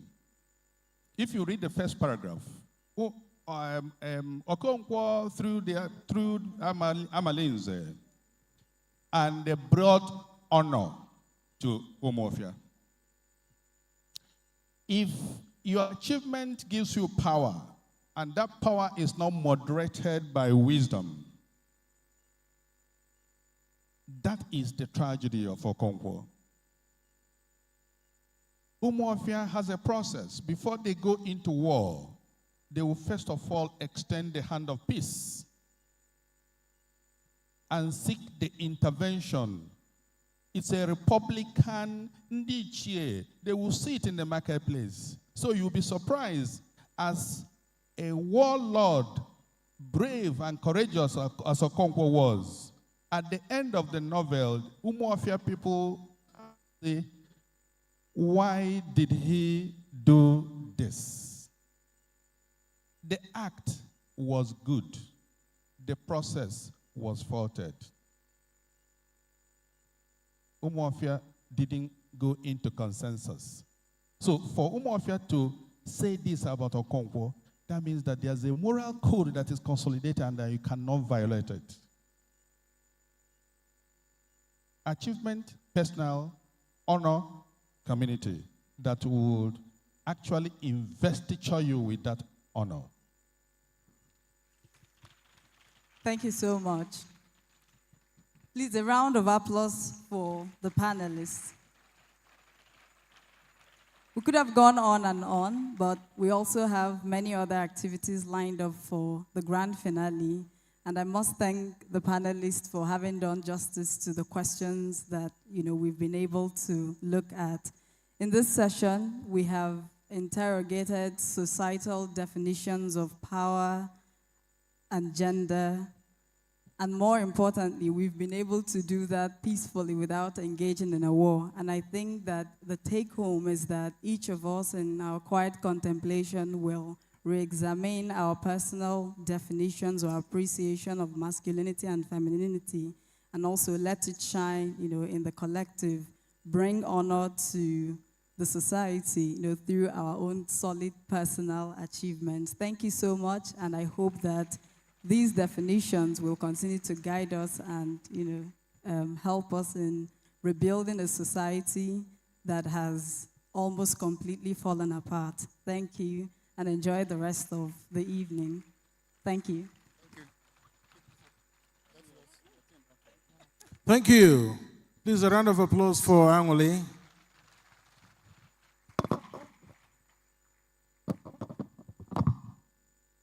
What I loved in the panel session is the divergent views. It's just like when blind people are feeling the elephant. People have different opinions about what is in that book. If you walk into a campus now and run a small vox pop about Things Fall Apart and what they think about the book, you hear different things. But there is always that temptation of focusing too much on Okonkwo, forgetting that he is actually a small part of a whole. So because of his strength and what he represents in Umuofia, everyone who read Things Fall Apart to pass an exam focused on Okonkwo a lot, except maybe your literature teacher specifically asks that you answer a question about Obiorika or Amalenze or anything, or to do some form of characterization.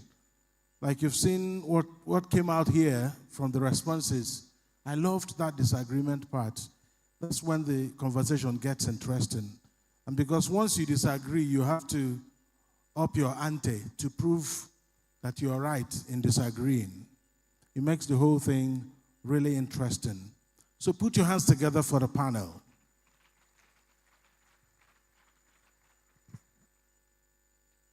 So how many people here watched Things Fall Apart TV adaptation?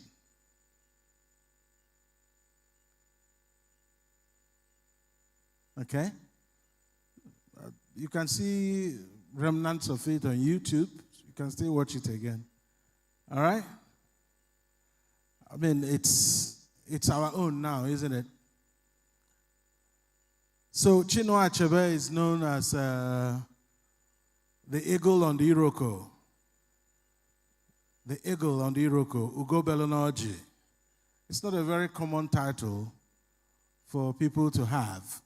But you know, Oji is not a common tree too. And you know, and again, the eagle is also not a common bird.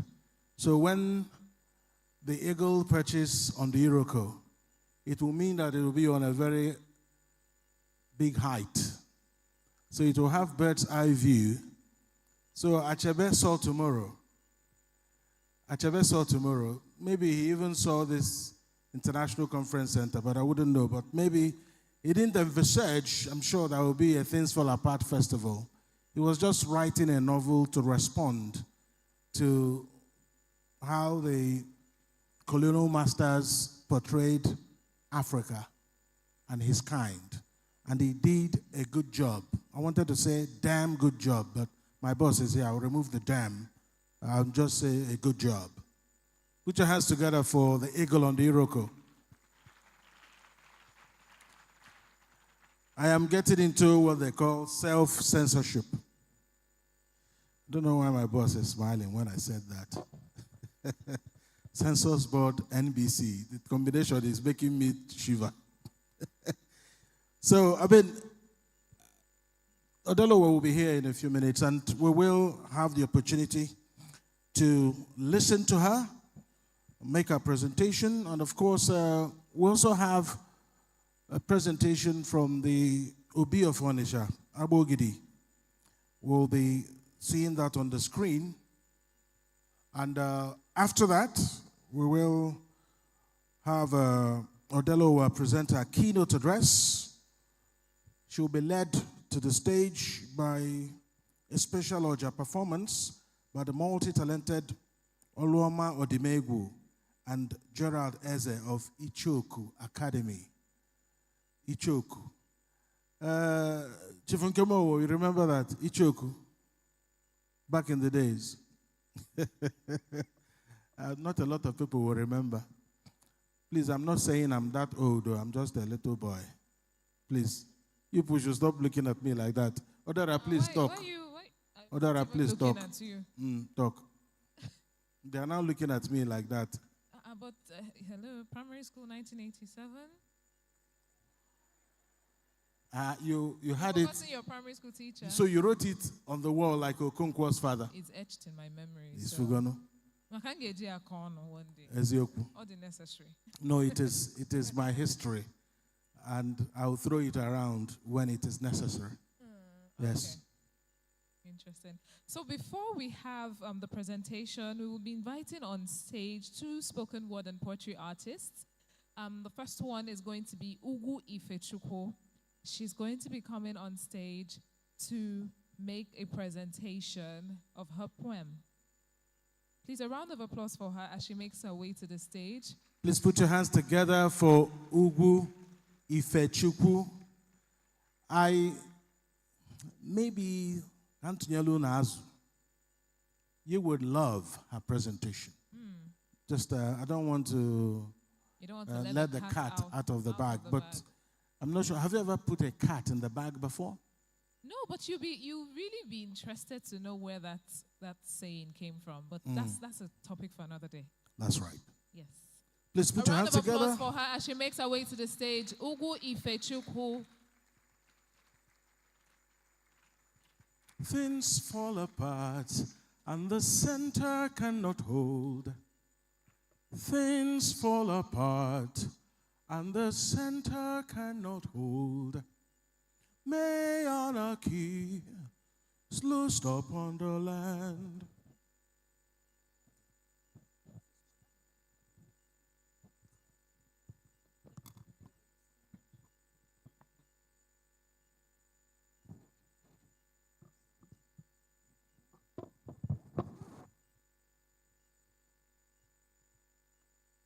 Hello, good evening. My name is Ugutu Ifechukwu. Here I am live and stereo, and I'm here to present my poem. Yes, we're supposed to have a sound, if the media is ready with the sound, so she can perform.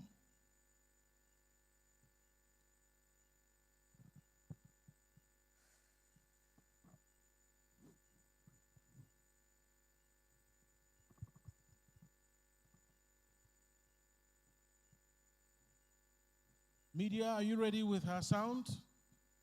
She has accompanying music to her performance. Are we ready with that?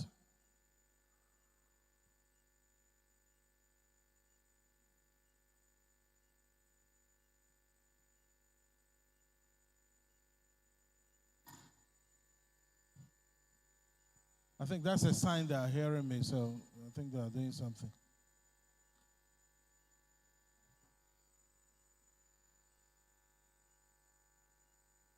Oh. That's not the song, obviously. My apologies, that's not the song, but I want to believe the song will come.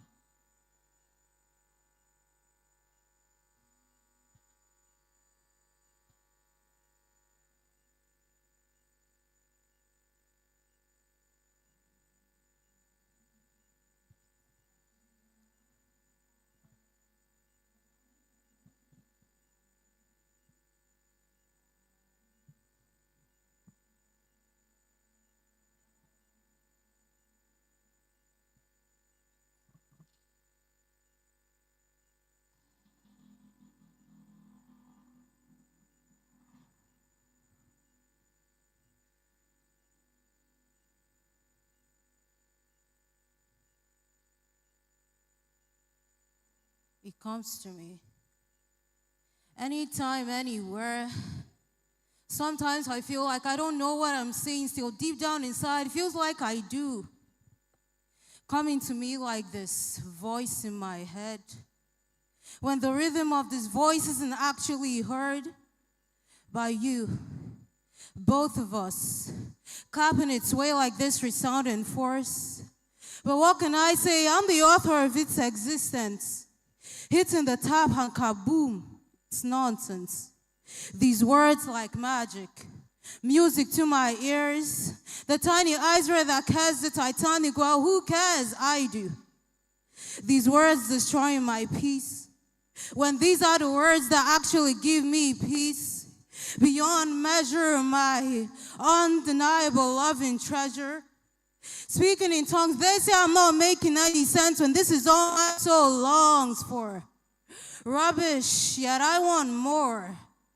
My tongues are tied, my brain fried from these words of wisdom, a voice of freedom saying, let it out. Do not close that mouth.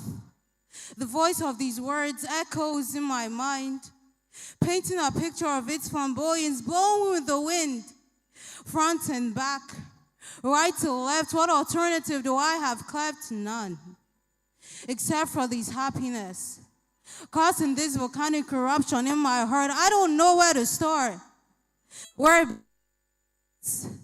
as the talking drum, I don't know, it depends. This voice taking the shape of this talking drum. Gun, gun, doom, doom. I'm not ready for his tantrum. Yet, enjoying this confusion, dancing to the nonsense it speaks, I can't stop watching the way these words leaks from its mouthpiece. Here's it will talk like Dolores in Encanto. The words of this voice, the voice of these words, my motto. Burning alive like fire to the rain, washing down this gunpowder milkshake like an earthquake, a tornado, the stormy wind, this volcano. And no, the bag isn't empty when it's all in my brain.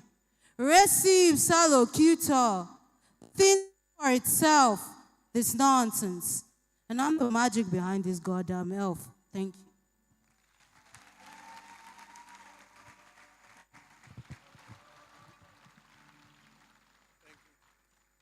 Thank you. Another round of applause for her, please. Yes. Spoken word. I told you you will love it. That sound again. We didn't hear that sound in Omofia. We didn't hear the sound in Omofia. Dara, did you hear the sound in Omofia? In Omofia? No. Mbam. Even in that year that rain refused to fall, we didn't hear the sound. Isn't it? We didn't hear the sound. So, there's this anticipatory silence. I love it. It ignites butterflies in my tummy, but they do nothing to me. I just love it. Alex, it's just old age. It's not. It's just old age. You Butterflies just love in the my calm. tummy. It's okay. No, But- you love the silence. It's just old age. No, the silence? Yes. I'm not forgetting anything. Stop making it look like that, Odera. I didn't say. Why are you defensive? I will report you to my children. To who? My children. That's okay. Yes. At least I can relate to them. Really? I'm younger. You people don't know what you're doing. You're looking for my trouble. That silence again. And I had the ringtone of someone's phone. It's so igniting. Imagine that, for instance, that you wrote a book and it's translated into 50 languages. And I'm not sure that Ndi will understand the sheer size of the accomplishment of Things Fall Apart. More than 50 languages and sold millions of copies. We should be leaping for joy. Yes, we should be filling arenas in all parts of the world because of Things Fall Apart.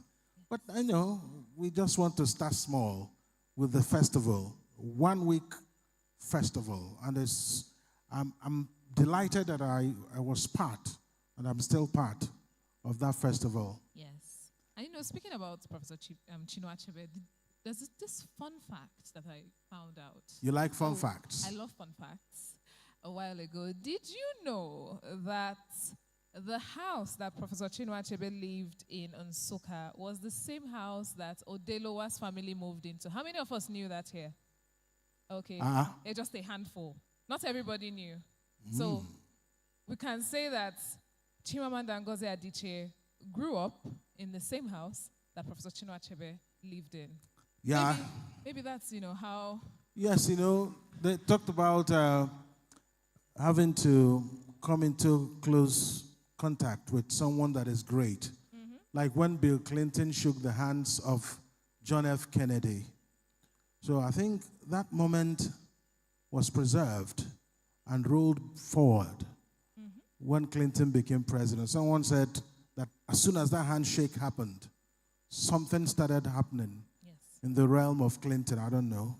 There's something about proximity to greatness. Yes. You can never take that away. And like free Wi-Fi, right? Not like free Wi-Fi. Because you're younger, you should know something about free Wi-Fi. Of course. Yes. Unlike some people, but yeah. No, I provide the hotspot. The older persons provide hotspot for the younger persons to take free Wi-Fi. Yes. Yes. And for all of us, the youngins in the house, we are in a room filled with great men and women. So maybe if they allow, if you have people who are your mentors, your role models, the people you look up to, and they're in this room, obona time, Okade, you can quietly, respectfully walk up to them and ask them one or two questions if they are in the mood to answer you. Because something about greatness, it is not freely given, it is earned. So it's something to tap into that. We'd like to call on our next performer. She's a spoken word artist in the person of Princess Ella. Is she in the room and is she ready to enchant us on stage? Princess Ella? Ella, Ella, under my umbrella. Ella, Ella, eh, eh, eh. They say I'm old, but I'm the one singing the chorus. That's even a good sign that you are old. Really? Yes. How many Gen Zs know the song? Just a handful. You're just lonely at the top. I mean, your kids. Money on my mind. Let's stop it there. Omara bense, Omara kanse kwado. Omara no umuofia kanse bia. Umuofia with emphasis on the ofia. Is Princess Ella ready for us? Princess Ella, are you ready? Are you ready? Okay. Maybe she isn't. Maybe she isn't ready. Yeah, she isn't ready, but we are having to readjust a few things in our program so that we don't have to spend all the time here. So I'm not I hope that the media is ready with Abogidi's message. Do we have it ready? Do we have Abogidi's message ready so we can take... Did I hear no? Did the media respond to me now? No, they didn't. Is that part of what they say that comes with old age? You'll be hearing voices in your ears. I don't know why the signer is not signing this once. Okay. So if the media is ready, we'd like to take Abogidi's message, the grand patron of the Center for Memories and the 21st Obi of Onitsha, His Majesty Igwe Nnameka Achebe Abogidi. If we have it, let's have it, please. Let's roll it. Should have eaten obono soup before coming. I can't throw my tongue anymore. Let's roll it before Ntabiaile.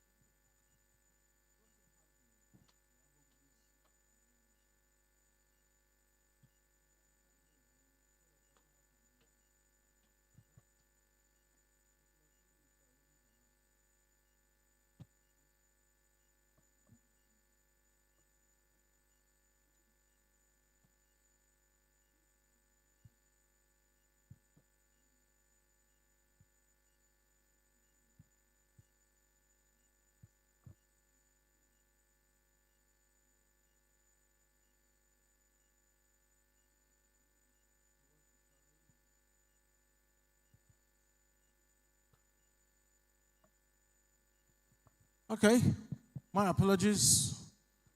one or two hitches delaying that video. And I'm back to this wobbly circle.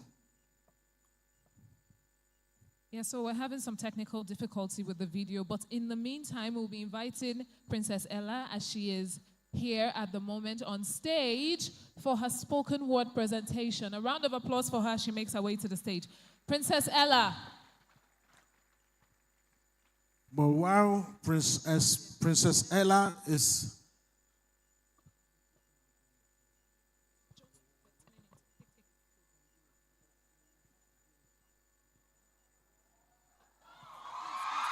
All right.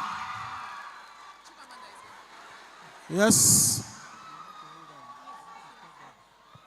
Ladies and gentlemen, we have in our midst Chimamanda Ngozi Adichie, Nigeria's trailblazing author and feminist. Look at the applause. They've been waiting to have a glimpse of Odelowa. Odelowa, no. No. Chimamanda Ngozi Adichie is here with us. Odelowa is here. Finally, they've been waiting and waiting and waiting. No. Odelowa, no. Please, Odelowa, no. Odelowa, no. Puano Nuzo, paparazzi. Paparazzi. Let's have a right of way.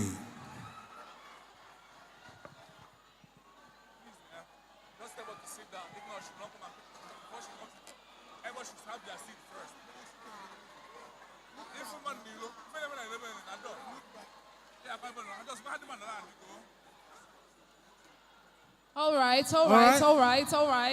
We're excited, aren't we? Are we excited? Screaming louder. This section, I'm not hearing us, so are we excited? Let me hear it.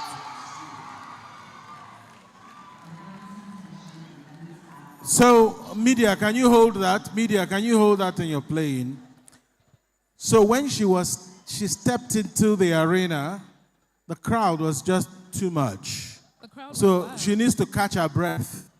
I'm sure she wasn't expecting that welcome party. Are we sure? Yes. Really? Not in that form. She was expecting to be welcomed, but not in that magnitude. It was just, yeah. So while we're waiting for her to catch her breath, we're going to be quickly calling back on stage. That's right. But Bikono. Everybody in the hall, can I say? Settle down, please. Yes, can we settle down? Can you take your seats quietly, please? Please, oh. Now please, that I know we're excited, but please, let's not show Delowa that, let's show her that at least. I want to poise, elegance. Now that we are sure that Odelowa is here, those of you who camped outside, some people camped outside to make sure. They'll definitely come back in. To make sure that it was not audio. They were thinking it was an audio invitation. So Odelowa is here, so come and sit down so we can continue with the event. Let's call back on stage the spoken word artist to come and perform. So let's call on stage Princess Ella, and while she makes her way to the stage, please let us remain calm. She will be joining us shortly. A round of applause for her.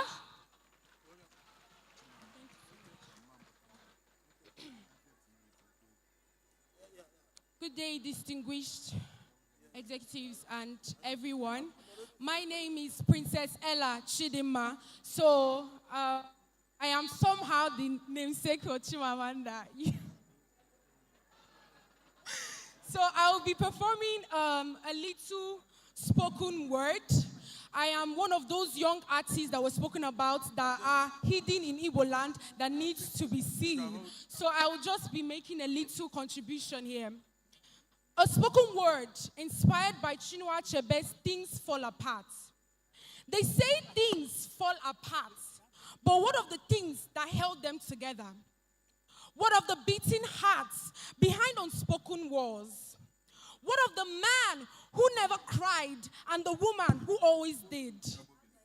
Until the silence of both became the language of pain. In Umofia, a man is built of yam and strength. He must not stumble, no. Must not weep. Must not be weak. And so, Okonkwo became the stone he was told to be. No emotions, his emotions buried down within. He was not allowed to express. Why have we made men become so tough that they can't even express their own emotions? And what of the women? Not shadows, not second, not soft. They were the soil from which warriors sprang. They held the fire, the stories, the shrines. They danced with the moon and birthed kings from their wombs. If you're a king, can I hear you say roar? If you're a king, can I hear you say roar? Ekwe, I call their names now. Ekwefi, the mother of the 10 sorrows, still standing. Chielo, priestess of Abala, fierce and spirit bound. Warrior's mother, nameless, yet never voiceless in silence. Can we give it up to women who refuse to be silent? People like Chimamanda Adichie, who rise up to show that women have a place, women have a voice. And to our men, our brave lions, we salute. Thank you. Put your hands together for her. Yes, Odaluwa will take maybe 12, 13 minutes before she comes out. Yes, she needs to settle down, and she will come and give a keynote, have a panel session, and sign those books you are waiting to be signed. Yes, there is a video we need to watch now. So if you're attentive, let's watch that video. Media, can we watch it now?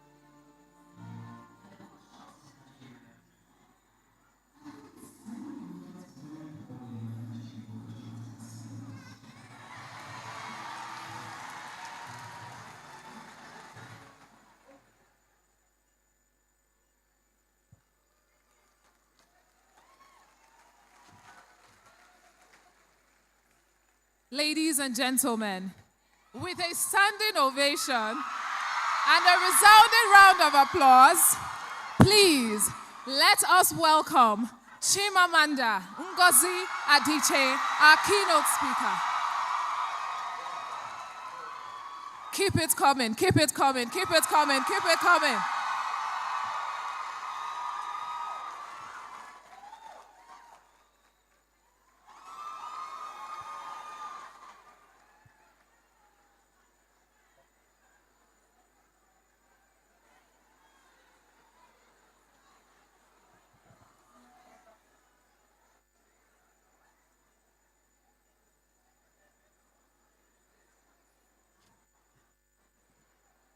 Chimamanda Ngozi Adichie is walking through the tunnel. Can we make some noise to welcome her?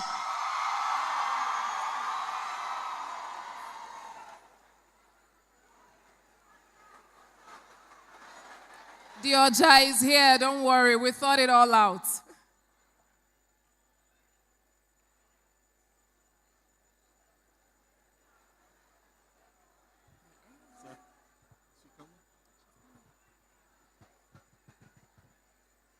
She is the proud author of Purple Hibiscus, Americana, everything. She is coming. Dream count.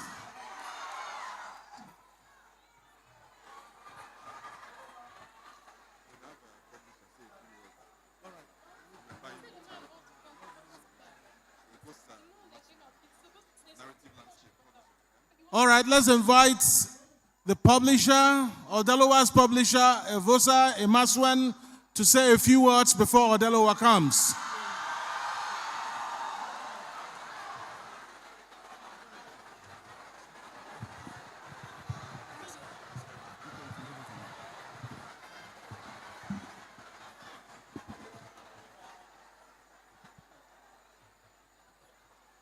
Enugu.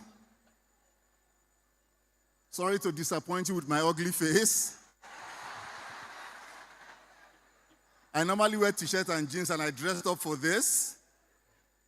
Decided to make this trip at 4 a.m. today. And I'm back in this beautiful city after 20 years.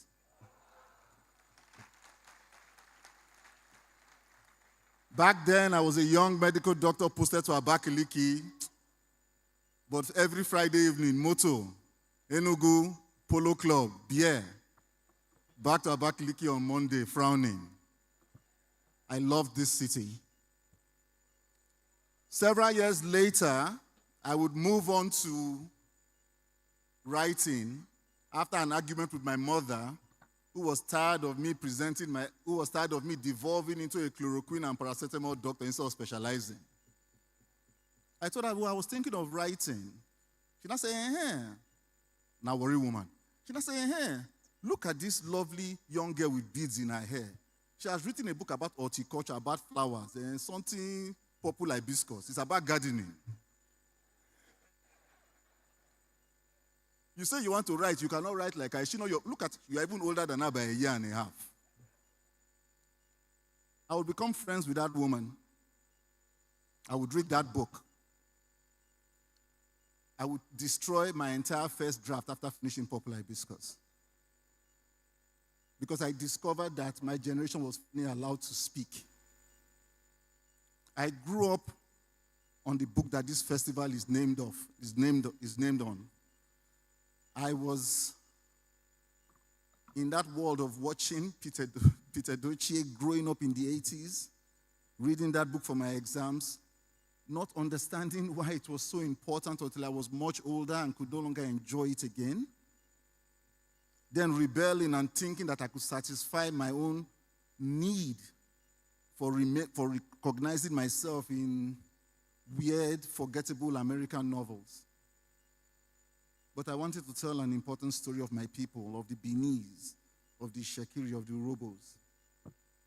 And I started this dreadful novel that, thank God, you will never get to see, because I read Purple Hibiscus.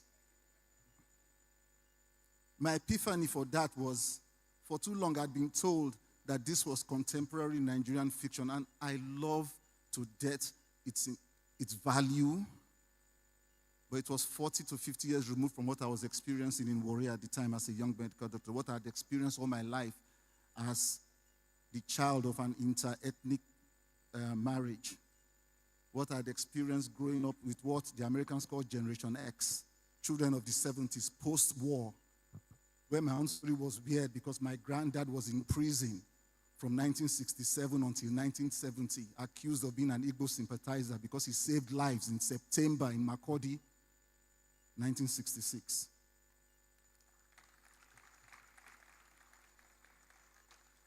Our stories cross each other behind the pain, behind the memories we carry. We must remember that there were significant heroes who did the right thing at great significant personal cost. But I didn't come to break your heart. I came to celebrate who is coming up after me. So, I don't read popular discourse finish, Abi. I don't hear the manuscript. 2 years later, my first novel will be published, An Alternate History of Nigeria's Past, where I examined a story I grew up with that I found that none of my mates knew about. Nobody knew. My mother knew because she was a Civil War refugee. She was in Benin, growing up in Maragoreti, when on October 10th, 1967, they came to call her best friend. She had her best friend shouting and wailing. She had lost her father, 2 uncles, and 2 brothers in Asaba. My mother told me that story growing up in Warri. I mentioned it to classmates who were like, waiting be that. Nah, talk true. Asaba massacre. Warri people can be flippant. It doesn't mean they don't care. But that was what my novel was about. It wasn't a very good novel. So I attended the Chimamanda workshop, the first workshop, working on my second novel, which was a response to popular discourse.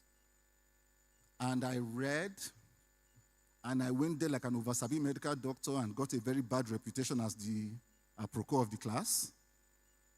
She called me oversabi in class, but then she called me writer.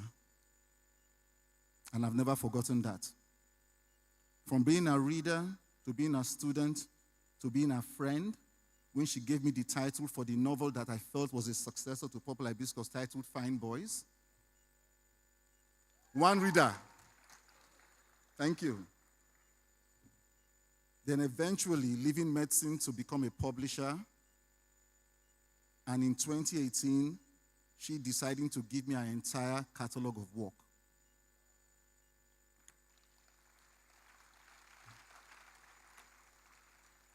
Now, we fight.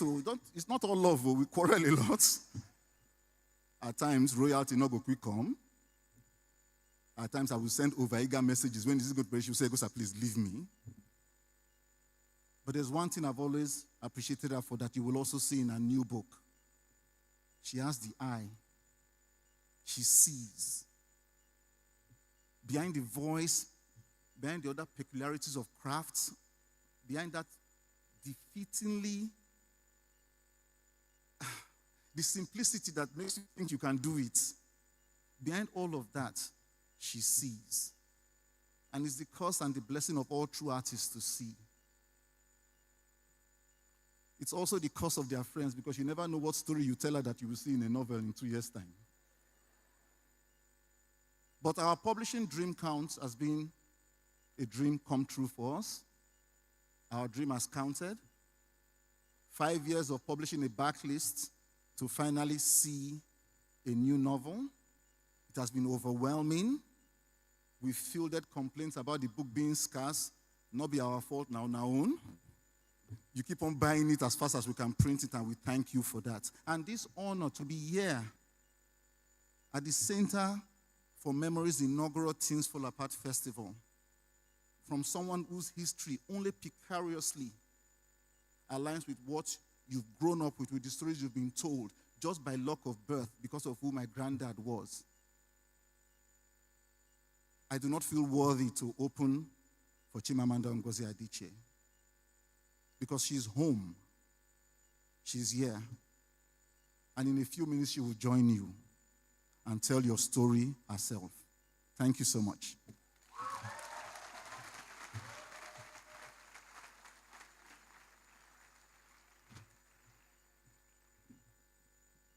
As an efekulu, if I could have any bokefi, a revoke mado, go kefi dobelu, okay, mother trubia. Okay? Yeah. So it's either you do something worth writing about or you write something worth reading. So Chimamanda has written something that we are all waiting to hear her. So it's a pointer to all of us.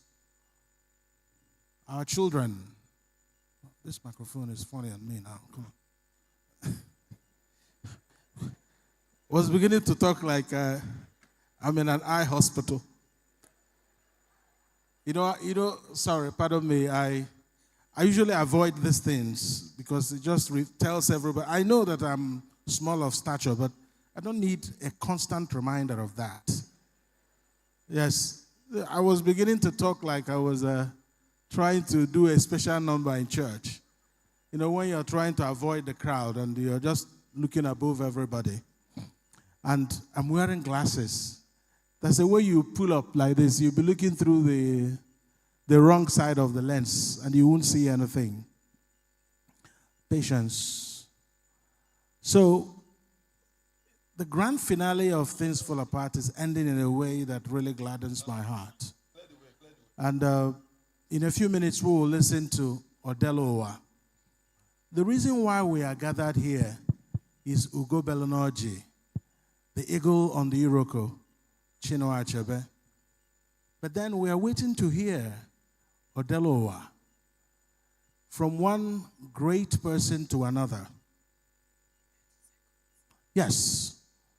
The countdown begins, and in less than 1 minute, she will be here speaking to us, saying those things you anticipate she would say, and many, many more.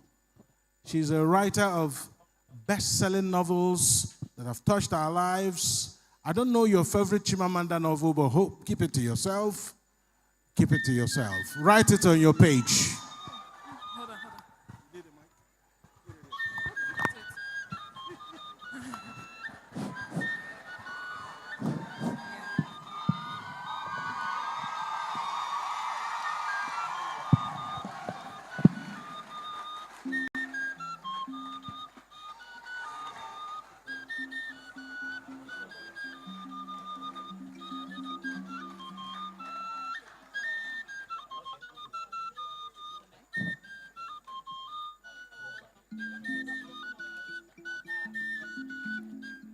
Ladies and gentlemen, Chimamanda Ngozi Adichie.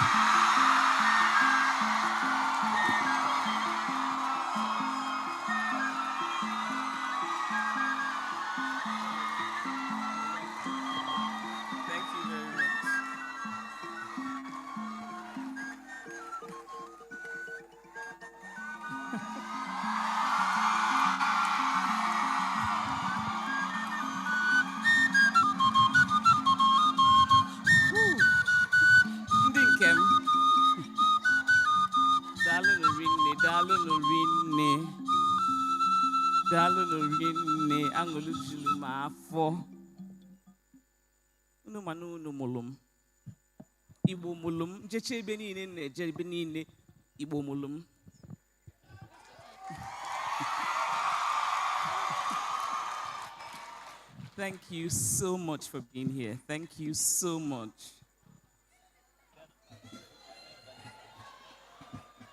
This is tough. Okay.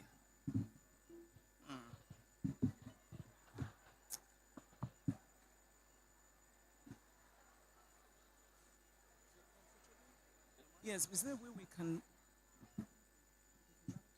No? Okay. Okay, that's fine. Okay.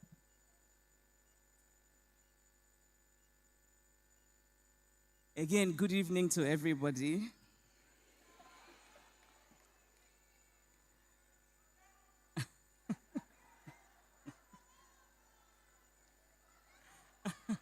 Ndinkem. Ekenekwa munu. Ekenekwa mundinkem. Dalunu rinne. Thank you so much for being here. And I have to apologize for being late. Because I'm very sorry. If we get men at 5, because we don't know 5. Have a mistake. I'm met that. So I'm very happy to be here again. Good evening. Thank you all for being here. And I want to start by thanking the Center for Memories because they're doing the essential work of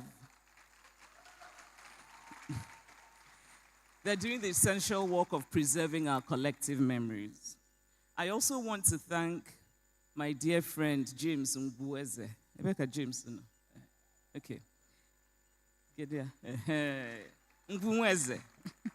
I want to thank James for the depth of his love for Igbo land, and I want to thank him for the breadth of his intellect.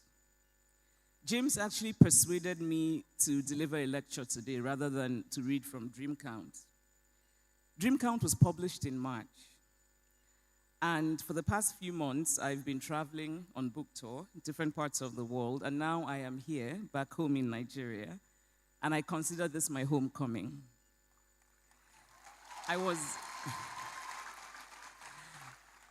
was in Lagos a few days ago. I was in Abuja just 2 days ago, and now I am here in Enugu. I'm here in this beautiful city on the hill. I am here in the city of my birth. I drew my first breath about 2 kilometers away from where we are today, at the University of Nigeria Teaching Hospital, on September 15, 1977. So although I was born in Enugu, I grew up in Nsukka, on the campus of the University of Nigeria. I am from Aba, in Njikoka, local government area of Anambra State. My mother is from Umunachi in Dunukofia, local government area of Anambra State. All are my homes. But more importantly, and I think more significantly, I consider all of Igbo land to be my home. From Enugu to Anambra, Imo, Abia, Ebonyi, and the Igbo-speaking communities in Rivers, in Kogi, in Benue, in Delta. All of them are home because all of them are Igbo land. Igbo bu Igbo. Whenever I land at an airport, whether in Asaba or in Enugu or in Owerri or the wonderfully named Chinua Achebe International Airport in Umueri, the overwhelming feeling for me is one of wholeness, an internal calm, an instinctive, ancestral peace. Or so it was for many years, until recently. I am not the only Igbo person who no longer feels this instinctive wholeness, this peace. I am not the only one who reads stories from Igbo land and turns away in horror, who sees what is happening in Igbo land today and is consumed by shock, disillusionment, and a feeling dangerously close to despair. In Igbo culture, nothing is more sacred than life. In Igbo culture, a sibling must never take the life of another sibling. That is what we mean when we call a child Nduka, Ndubisi, Ndude. The preservation of life is sacrosanct. Things Fall Apart demonstrates this central Igbo belief in the sacredness of life. Okonkwo accidentally murders a member of his community. It is truly an accident. His gun goes off during a feast, and yet his community punishes him severely. His home is destroyed and burnt, and he's banished for years. And this was an accident. Now imagine the severity of the punishment for murder in Igbo culture. Igbo culture abhors the taking of innocent life. And yet, today, we hear grotesquely inhumane stories of people murdered in ritual practices for money. And it is important to note that the victims of this recent upsurge of barbarism are mostly women. It is not just infuriating, but it is mentally disorienting to even contemplate that in 21st century Igbo land, women are considered expendable ingredients in the blighted act of evil rituals. Igbo women who historically have been strong, have been valued. Igbo women like the Omu, whose boats led expeditions in pre-colonial times. Igbo women like the female king in Enugu-Ezike. Igbo women who participated in the Aba Women's Riot in 1920, Women's Rebellion in 1929. Igbo women who through centuries have traded and shown initiative, and now we are reducing women to victims of money rituals. Ndi Igbo, what is happening to us?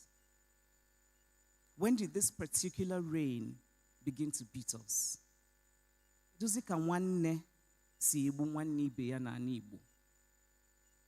When we hear of Igbo people randomly murdering other Igbo people, the instinct is disbelief. Are these stories true? They cannot be true. But they are true. How can they be true? How can they be happening among one of the great early civilizations in West Africa? The home of the Leja iron smelting that dates back to 2000 BC. Ibuku bronze with its muted extravagance that dates back to the 9th century AD. The home of the fabled Nri kingdom of the 10th century. How can this be happening among a people traditionally known for greatness and for achievement and for hard work? How can this happen among Igbo people who have long been known for the interesting dualism at the center of their culture, one of individualism on one hand and the other of a communal ethic? Igbo people who are known for gathering together to help one another. In the words of a missionary who visited Igbo land in the late 19th century, the Igbo people show an unbending sense of justice and a surprising intelligence. Now let us ignore that surprising. But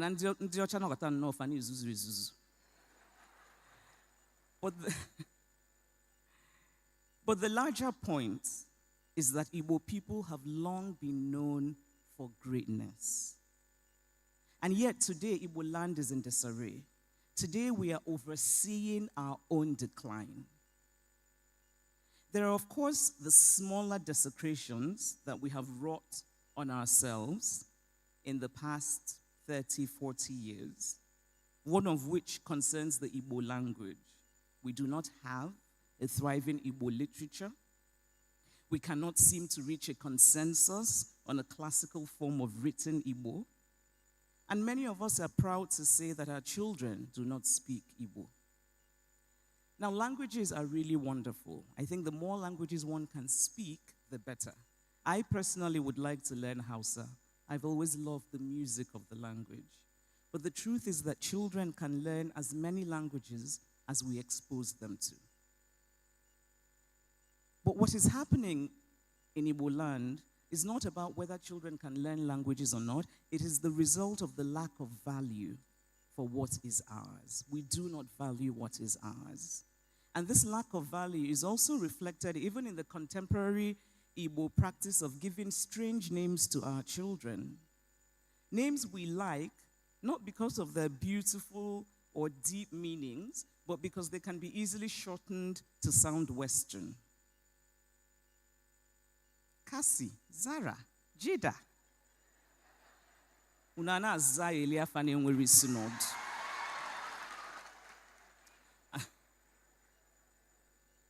If any of you have those names, I won't blame you. It's your parents I blame.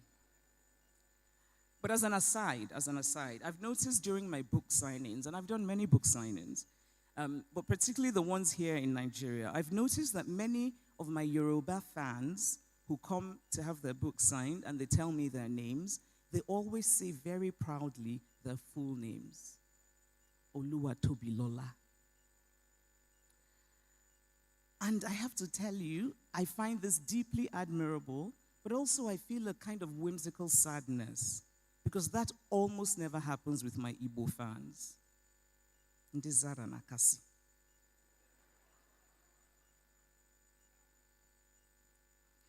Somebody once said to me when I was talking about how important it was for us to conserve our language,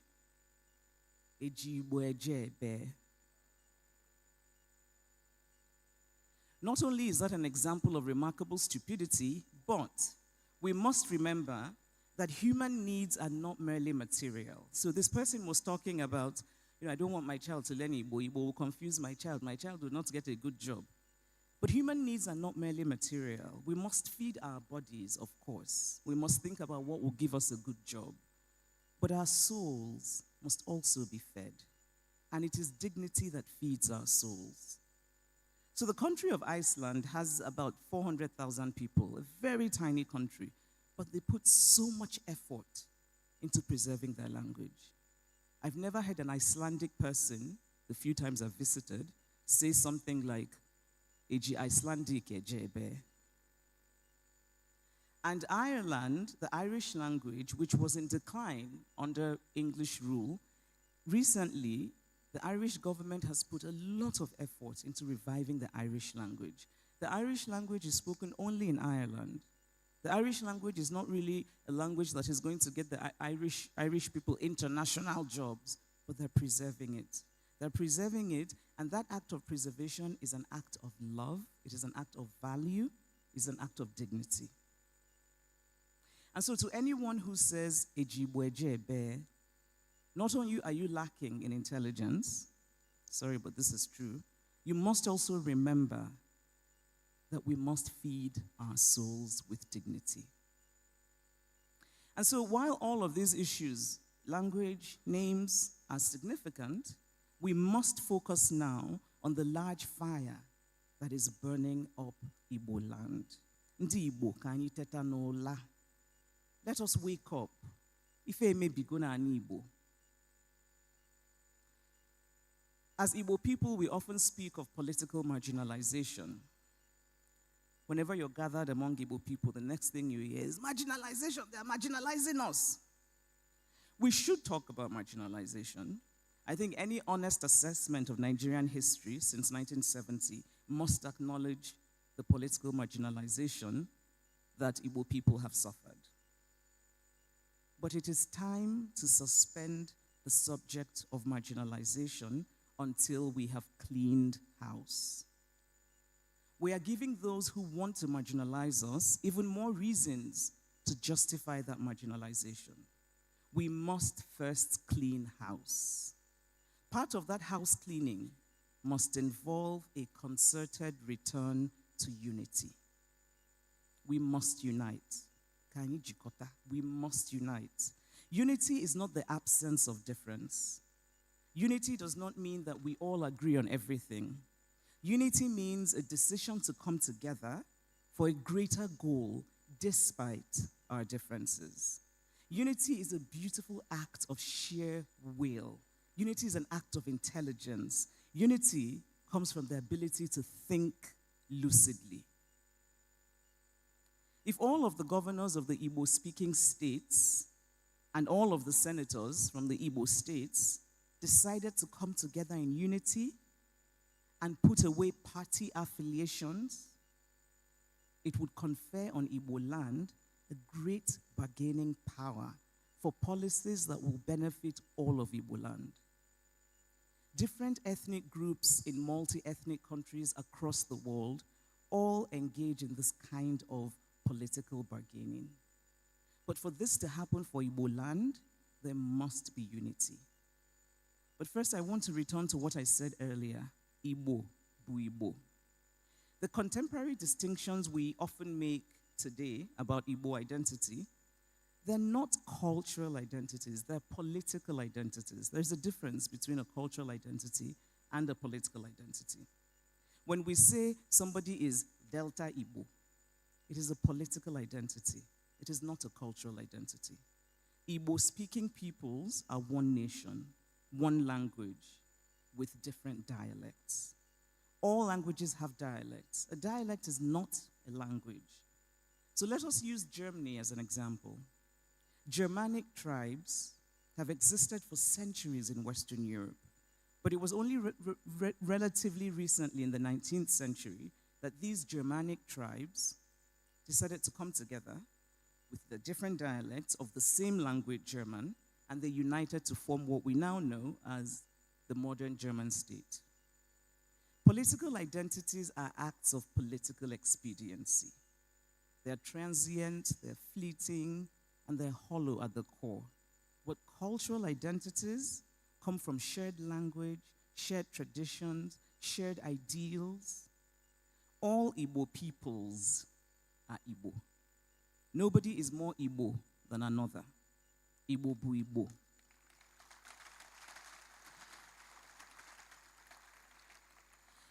And so, on the basis of these shared cultural values, Ndi Igbo must unite and strive to become a beacon for Nigeria and indeed for Africa.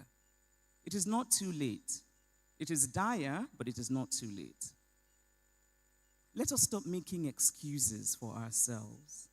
Don't say that poverty is the reason that we are sliding into this barbarism. Poverty is not the reason. Igbo land was not rich in the 1900s. We were poor, and yet we did not worship money in this way. We did not slide into barbarism. We did not kill one another. We believed in basic things, in telling the truth, in standing for moral ideas, in not stealing, in earning your money in a way that is transparent. And by the way, the world today is full of cultures and peoples who are poor, and yet they maintain their values, and yet they do not descend into a doomed abyss of evil. For that is indeed the most appropriate word for the disregard for human life that is happening in Igbo land today. Evil. Ndi Igbo, let us wake up. Kaiteta nola. Let us refuse to participate. Refuse to celebrate money whose source you do not know.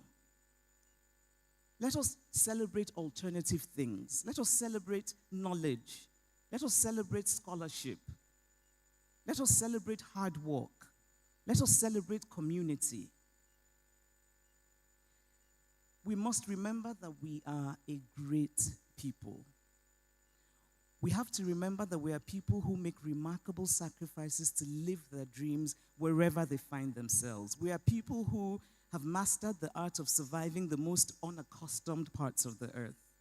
Let us not forget the wonderful, unique apprenticeship system that we have, Mwa boy. Often we forget the Mwa girl, where young women learn things like sewing from women, and the wonderful and unique rituals and expectations that those involve. Ndi Igbo, let us remember who we really are. We cannot become untethered from the harness of our proud and beautiful history and heritage. Igbo must once again mean what it truly means. Not selfishness, but community. Not violence, but a fierce desire to succeed through hard work, diligence, honesty, truth-telling. The very essence of our existence as a people is being eroded, and it is an aggressive, ugly erosion. We are overseeing our own decline. We are we are participating in our own destruction. How can this be? We must reclaim our heritage. Like Umuofia, before the coming of the missionaries, we must insist on the basic threshold of decency. Do we as a people endorse these practices? Do we accept egombute as a legitimate route to success? Where is the gatekeeping role of the community over every member? Something that has been central in Igbo culture for centuries. Every success needs validation from the cultural milieu that birthed it. We hear success stories, but in most cases, we see only the success, but not the story. What is the story behind the successes that we celebrate today? Okonkwo's greatness in Umuofia was not possible without Umuofia's collective say-so. If Igbo people had collectively risen in unison to condemn this resident evil when it first began, it would have served as a moral rebuke against the ongoing slide into barbarism. But we did not do that. It is not too late. It is dire, but it is not too late. And it is important to say that the two dominant religions that we have in this region are heavily implicated in this rot. Both the traditional religion and Christianity have a hand in our collapsing values. We have as many cutthroat ndidibia as we have ndipastor, who orchestrate the steady slide into this abyss. It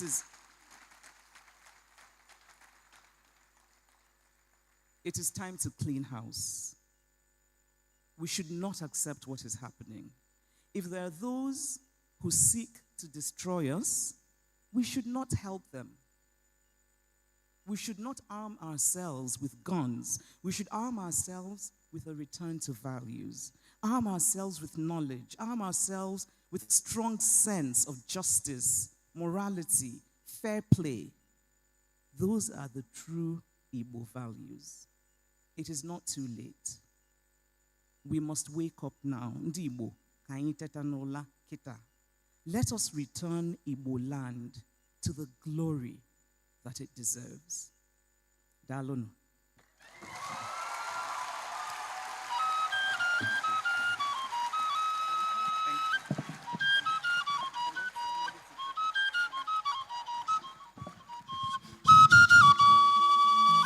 I'm sure you can do better than that.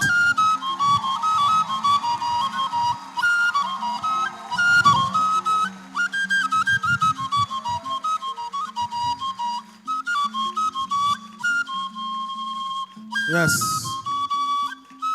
Onye a na-ekwu nwere ife ọ na-eme. Onye a na-ekwu nwere gịnị ife ọ na-eme.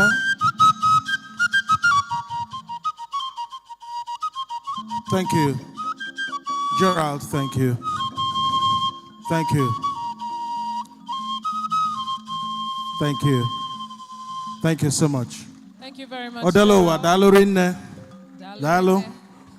We are delighted that you touched on these topics that you touched on. But I think now that you've also lent your voice, I think that those who were blocking their ears may have to open it. Next on our item here is to invite someone who's worked so hard for this particular festival to happen. He is the chairman of the planning committee of the Things Fall Apart Festival. His name is James Eze.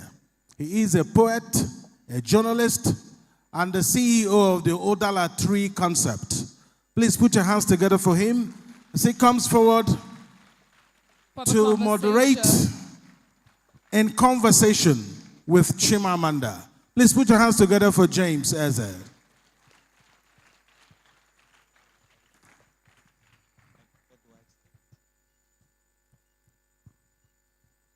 Odelo Waba. Na-ekwuchitala ndị Igbo. Ngwunweze. Ị na-shine.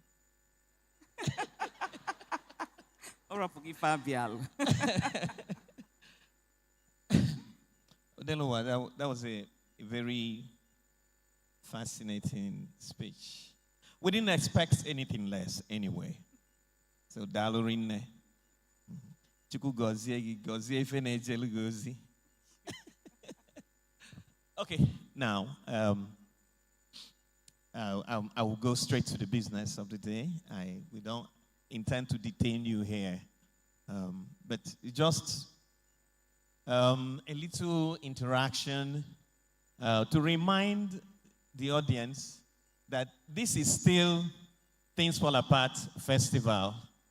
And we must always remember that. So having that in mind, I would like to ask you a very simple question. What does Things Fall Apart mean to you as a book, literary work?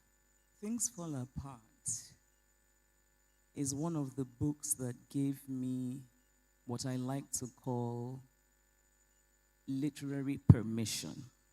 It gave me permission to write my own stories. My favorite of Achebe's novel is Arrow of God, I should say, which I think is his great. But Things Fall Apart is obviously the best known. When I first read Chinua Achebe's work, Things Fall Apart, Arrow of God, and the Man of the People and the ones that were not colonial Igbo land, it was very eye-opening for me because I grew up reading books, as many of us did, that did not reflect our reality. And even if we were mentioned, it was often in a way that was not very complimentary. And so Things Fall Apart is one of the books that gave me permission. I think it's also a novel that really, it changed the world because it forced a change in how we were seen by outsiders. It forced outsiders, I think, to acknowledge what somehow they continue to blindly insist on being blind about, which is our humanity. Brilliant. Thank you so much, Odelo. Well, I would like to recall that of all the writers, even those that came before you, you were the only one that Chinua Achebe singled out for a very high praise. You know, he said, Chimamanda is a writer with the gift of ancient storytellers, and she came almost fully made. And everywhere we go, we recall...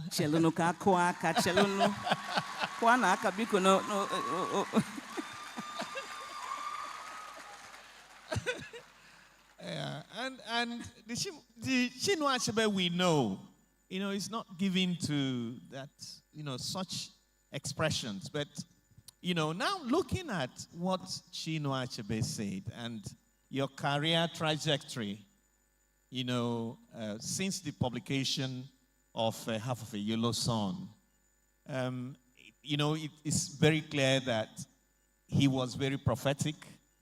And that makes me wonder, when you look at Chinua Achebe's career and yours, are there meeting points? Are there agreements, the trajectory of your careers?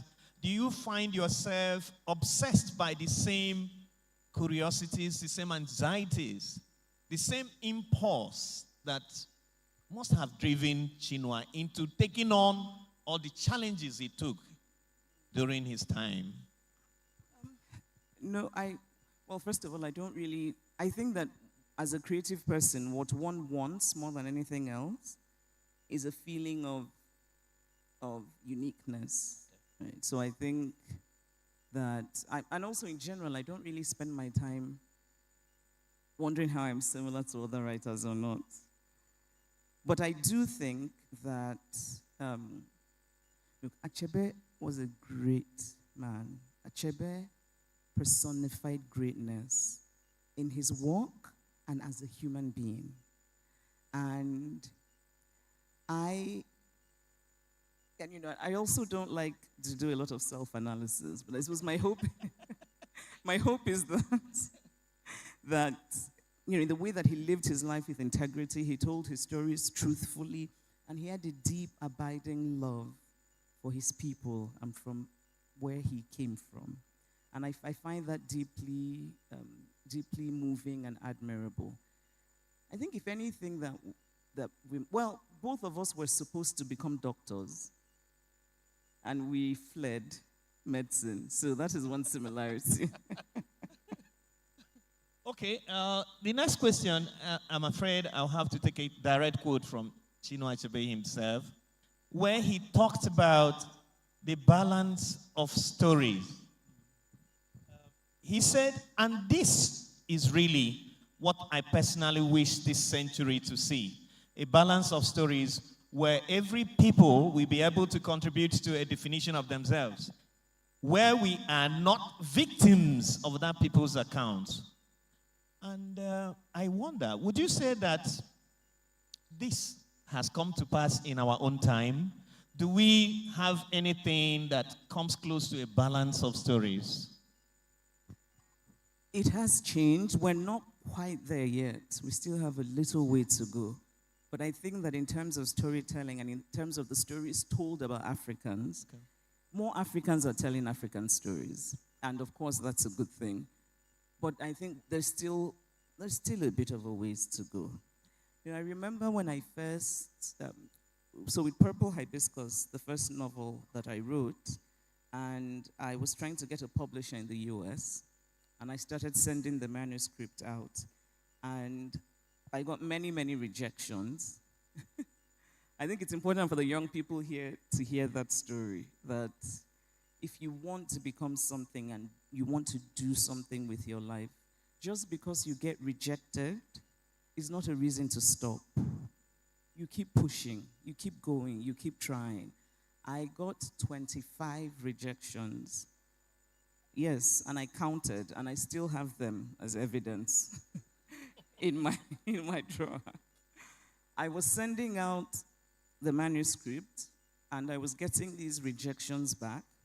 And I remember that many of them said, "We cannot sell you because you're not like anybody else." And the publishing industry really likes the idea of saying, this new writer is like somebody else who's already known and published. And so at the time, there was really no contemporary African who was writing contemporary stories and was published or well-known in the US. The last writer that they knew of who was well-known was Chinua Achebe. But Chinua Achebe's stories were about pre-colonial Africa. I was writing about contemporary small-town Nigeria. I had thrown in Igbo words in the story. I had made no attempts to simplify things for people to understand easily. So I got up many of these rejections, but I kept trying. I kept trying because I believe in trying. And so I want to say to the young people here, keep trying because you never know. Before you give up, make sure that you have put in more than 7,000% before you give up. Before you give up, you need to keep pushing. So imagine what it's like. You go every day, and this was before email was common. This was in 2001, 2002. And when you sent out your manuscript, you would include a self-addressed envelope so that they could send their response back to you. So that, in other words, they didn't have to waste their money if they wanted to say no to you. So imagine what it was like for me. I was a student at the time, and every day I'll come back from school, I'll go to the mailbox, my heart pounding. And then I would see an envelope in my own handwriting. So I knew that it came from an agent or a publisher that I had sent my manuscript to. And then I'd open it with my hands shaking, hoping for good news, and it was bad news. Over and over again, 25 times. So I don't want to hear any complaining from young people saying, I tried something 2 times, I did not succeed. You have to keep trying. You have to keep trying. And so one day, finally, it was good news. And I will tell you what the woman wrote. First, she said, I like your writing. The story is interesting. But nobody knows Nigeria. Nobody's going to buy a book about what you're writing about. You're not like anybody else writing. But I will take a chance on you. And that's how, yes, that's how my publishing journey began. My first book was published by a small publishing house that didn't have much of a budget, but they believed in the story. And the book was published. I was told not to have high expectations because the Purple Hibiscus is set in Nsukka and Enugu. It's not even Lagos that some Americans have at least heard about. But the book became an independent bestseller with very little publicity because the bookshops, what happened was that the independent bookshops was hand-selling the book. So the bookshop owners had read it. So if people came into the bookshop, they would say to them, read this book. It's different, but read it. And that's how it became an independent bestseller. And that's also what made other publishers then become interested in publishing the next thing that I wrote. And so for me, it is important, especially for us in this country, especially for you young people. I know many of you here are talented. Many of you here have dreams. Some of you have put your dreams in your pockets because you think there's no point. Bring it out of your pocket and try. And so I will tell you the title of my novel, and I will modify it for you. Don't ever forget that your dreams count. Your dreams count. Modified. Wow. Odelo waba. If I guess you nyala bataza in a dream count. Okay, now let's talk about dream count. To my mind, your most audacious book ever. You know, both in scope, the scope of the narrative, and what you tried to do, and the way you wanted to carry everybody along, the multiple characters, and everything about the book. I need not talk about, you know, the brilliance of the writing. You know, I'm a sucker for language. So when I began to read it, it was the first thing that struck me. I said, wow, she's back. You know, but I wonder, you know, when I read the book, it's the story of 4 women, and we see them at various stages of their development, and there is a ring of irony that encircles the 4 women, in the sense that even at the height of their power, there was some level of emptiness, and it made me feel sad. So what really is the issue? It seems to me, you know, to point at, you know, a longing, you know, and the pursuit of fulfillment. And at the end of the day, they didn't come off as, you know, fulfilled. So are you trying to pass a commentary on life and its many, many unfulfilled aspirations and dreams? No. I quarrel with your reading. I quarrel with the analysis. You're wrong. It's not.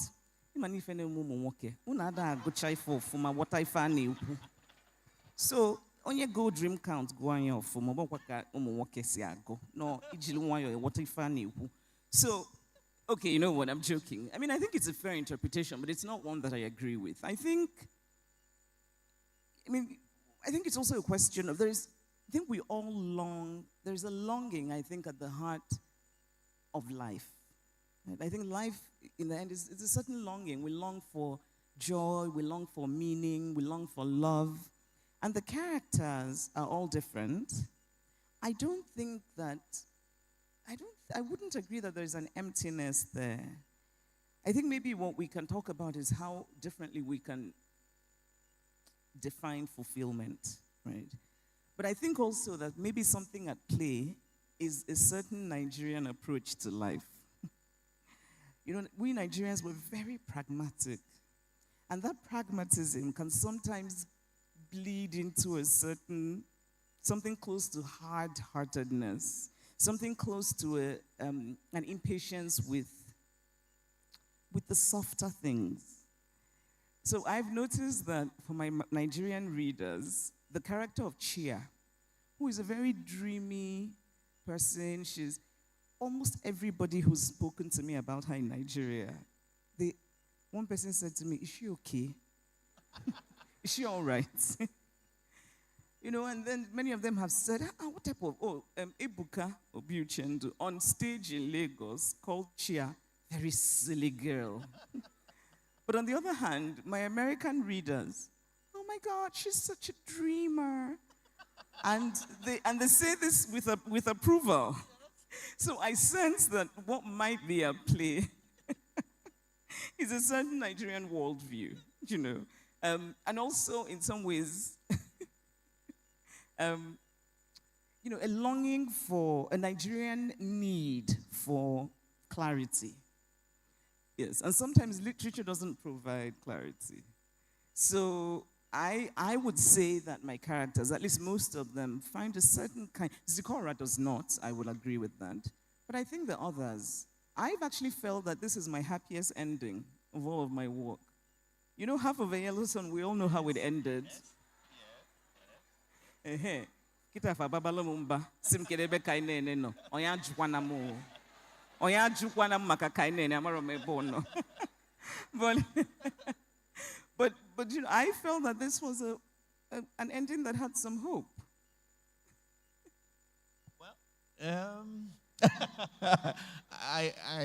Okay. Let's leave that there. I was struck by the sheer attention to detail in sculpting the character of Kadiatu. You know, and what seemed to be a very intense research into Guinea, the Guinean way of life, the things, you know, you led me into a new world. I didn't know anything about Guinea. You know, you went, even their political history, everything was reflected. You know, we brought that to bear on the character of Kadiatu. You endeared her to me. You know. Okay, yeah, you succeeded. It was a brilliant one. But it leaves me wondering, you know, especially considering that character is modeled, Kadiatu is modeled after a real-life character, you know. Did you find it easy to create Kadiatu? No, Kadiatu was the most difficult character to write. Kadiatu's section was the section that in which I did the most rewriting and editing. Because for the reasons that you've said, I'm writing about a character who's not Nigerian. And you know, when you're writing what you know, there is a kind of unconscious authority you bring to your storytelling. If I'm writing a Nigerian character, you know, I don't really question my, there's a certain authority I bring to the storytelling because I know this country. You know, I get it. At least I know southern Nigeria. I don't know northern Nigeria as well. And so I bring an authority to the storytelling. I don't question myself. But I was writing about a country I knew little about, Guinea. And so I did a lot of research. And sometimes the problem with research when you're writing fiction is you have to be careful not to let the research overwhelm the fiction. And this was also something I had to keep in mind for Half of a Yellow Sun. You know, because I read so much. I had so many notes. I looked at so many archives that you're tempted to show off how much you have learned of the and then it no longer becomes centered on the character. So with Kadiatu, I think the first draft was just full of all my research. I read political books. I also read some novels because it's important to kind of get the texture. And I talked to many people from Guinea. And so I rewrote her quite a few times. And also because this character is based on a real person. I mean, loosely, of course. I mean, I invented her history. I felt a sense of responsibility. You know, I felt that there are people, so the real person on whom this character is based, her name is Nafisatu Jallo, and she's a Guinean woman who lives in the US, and she worked in New York as a hotel maid. And in 2011, she accused Dominique Strauss-Kahn of sexual assault. And at the time, Dominique Strauss-Kahn was the head of the International Monetary Fund, and he was also believed to be the next president of France. So he was a very important man, and she was a lowly hotel maid, and he assaulted her sexually. And, you know, and the coverage that followed, which I followed very closely, was really, really important to me on a number of levels. I really admired America, that a big man was being held to account. But of course, her case was very quickly dropped, and it was dropped because the prosecutors said that she had lied on her asylum application many years before, which infuriated me and wounded my spirit. But not just because of Nafisatu Jallo, because of women in general, because I felt that the message that was being sent to women is that if you want to get justice after you've been sexually assaulted, then you better be an angel. You better be a saint. You better not have told one single lie in your life. And I don't know anybody here who has never told one lie. Please don't lie by saying that you've never told one lie. Please. So what we're being told then is you cannot get justice. You accuse somebody of a crime, and suddenly it becomes about you instead of the person you've accused. But anyway, I wrote about it at the time, to say about it, and I think I carried this woman's story in my heart because of what it meant to so many other women. So when I started Dream Count, this character came to me. I wanted to humanize her. I hope that readers will go away remembering that a woman you read about in situations of this sort is still a human being. You know, she's a human being, and it's important to remember that. But I didn't want her to be a saint. I think it's important that we remember that nobody's perfect. We're all flawed. So I wanted to strike that balance between a flawed human being who also happens to be remarkable in her quiet wisdom, her quiet strength, you know, her common sense. Yes, unlike Chia. Yes, unlike Chia, who's sort of dreaming through life. And Kadiatu is just like, what sort of nonsense is this? Yes, very grounded, yes. So that's why she was difficult to write. I haven't met Nafisatu Jello. No, I don't know her. Everything was based on public information about her. But I think I might reach out to her now that I've written the novel. It's important. One more question. And then probably at a stage, we'll take one or two questions from the audience if they are interested. Otherwise, we would fire on. Now, reading Dream Count, I noticed that I think there was something like a deliberate attempt to represent, the complexity that is Nigeria. Almost every tribe has a character representing them.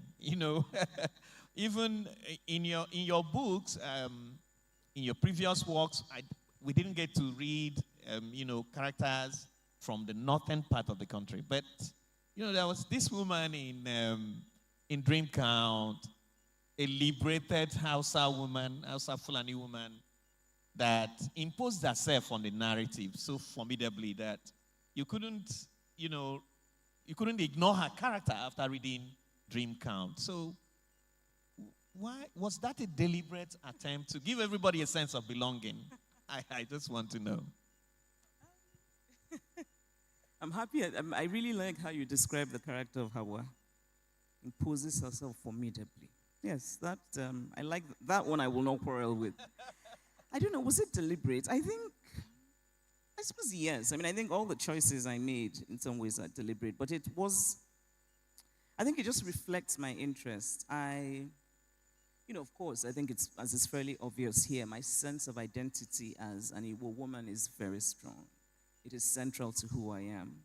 But at the same time, I also have, I have a very Pan-African sense of, I call myself an emotional Pan-African. I feel very strongly about not just Africa, but all the peoples of African descent. I care about their fate. And Nigeria is important to me.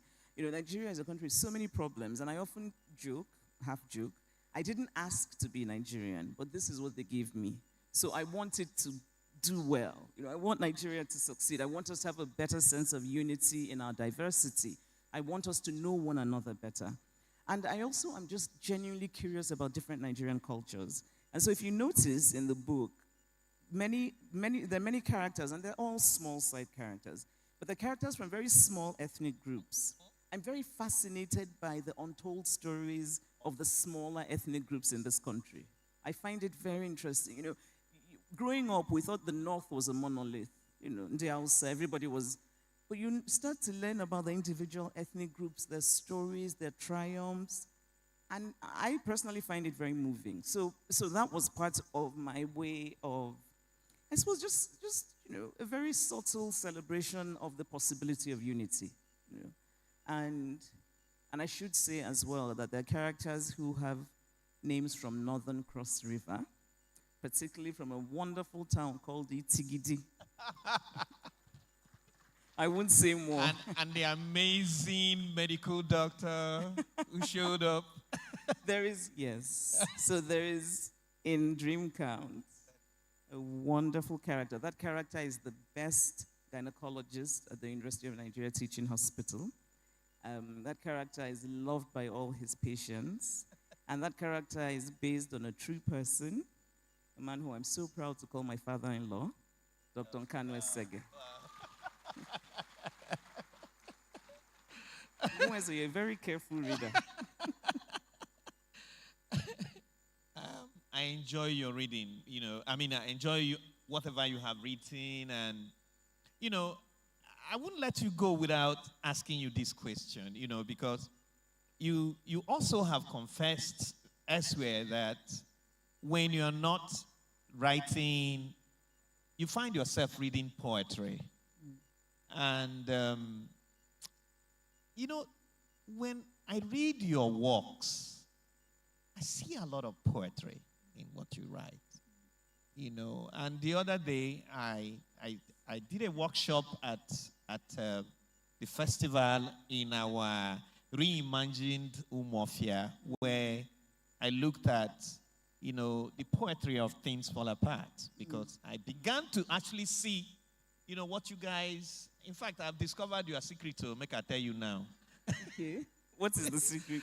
You people just, you and Chinua Achebe, you put so much poetry in your writing that, the brilliance leaves people coming back. You read and you want to come back and read again. So, please, what place does poetry have in your writing? Does it have a place at all? Yes. Does it in any way creep into you, maybe unconsciously, even when you write? I hope so. Okay. But I think what I would say is that the role of poetry in my writing is the role of teacher. Poetry teaches me. Poetry reminds me of the magic of language. And I think that Dream Count is finally the book in which I let loose. I didn't hold back. I think I let my love of language show. And that love of language comes from poetry. When I'm writing fiction, I don't like to read fiction, because I'm worried about sounding like the writer I'm reading. So instead, I read poetry, a lot of poetry when I'm writing fiction. And in general, I prefer to read anthologies, just so that there are different voices in my head, rather than reading singular collections when I'm writing fiction. And as a reader, I find that I appreciate a fiction writer who pays attention to language. And it's so interesting what you say about Things Fall Apart, the poetry of it, because I reread Things Fall Apart because of this festival. And I hadn't read it in a number of years. And reading it with new eyes, you see new things. There's this red in tooth and claw is a line. Do you remember that line? I think it's when Achebe is described. No, claw. Okay. Yeah. Yes. Should we check? No, you're right. You're right. I remember that line. I was struck by that. Yeah. But also the music of his sentences. And there's a sentence that will always move me to just great emotion in Things Fall Apart. And it's about Kunkwo's father. When they carried him away, he took with him his flute. That sentence is so beautiful in its simplicity and its power. That's why, when you see sculpted sentences like that, I read them as poetry, because they are stripped to bare bones and they shine, they glitter in the dark. So sometimes and I've noticed it, there was even a portion of Dream Count, like almost 2 passages that were, to my mind, absolute gorgeous poetry. Maybe some other time I'll show you. Okay. Because... But whatever section it is, I agree with you. Okay. Now, how well is Dream Count doing in terms of numbers since March? This is the final question, anyway. No, honestly, but I have to say that what I feel mostly about Dream Count is gratitude. I feel so grateful every day since Dream Count came out. Okay. I'm grateful that I finished the book. Yeah. I'm grateful. I wasn't sure. You know, I haven't written a novel in 10 years. So I felt that I was going into new territory. Publishing has changed in that time. So I wasn't sure how Dream Count would be received. But Dream Count was an instant bestseller in the UK, in the US, in France, in Germany, and in Nigeria. Where is Dr. Imasue? Dr. Imasue we should ask Dr. Imasue, my publisher. But of course, we know that many people have stories of, I've been looking for Dream Count, I've not found it, such as you. So it's doing very well. It's finding its readers, and I am so grateful, honestly, because, you know, you never know. Well, it is on this note that I think we should all give Odeluwa a standing ovation. Thank you, everybody. Let's do this. Yeah. Yeah. Odeluwa. I'll leave you to my very good friends here to continue where they stopped. You want some questions? Questions? Yes. Oh, lovely. Lovely. Yes. She has graciously granted us 2 questions from the audience. Alex, continue. Please, before we continue, Sophia.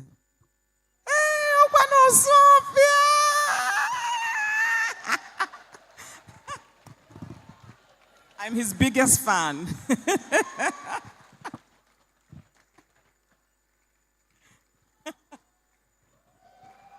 evening. Good evening.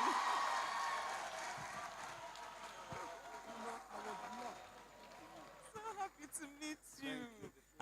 The great Sophia. This man is an icon for us. and the greatest.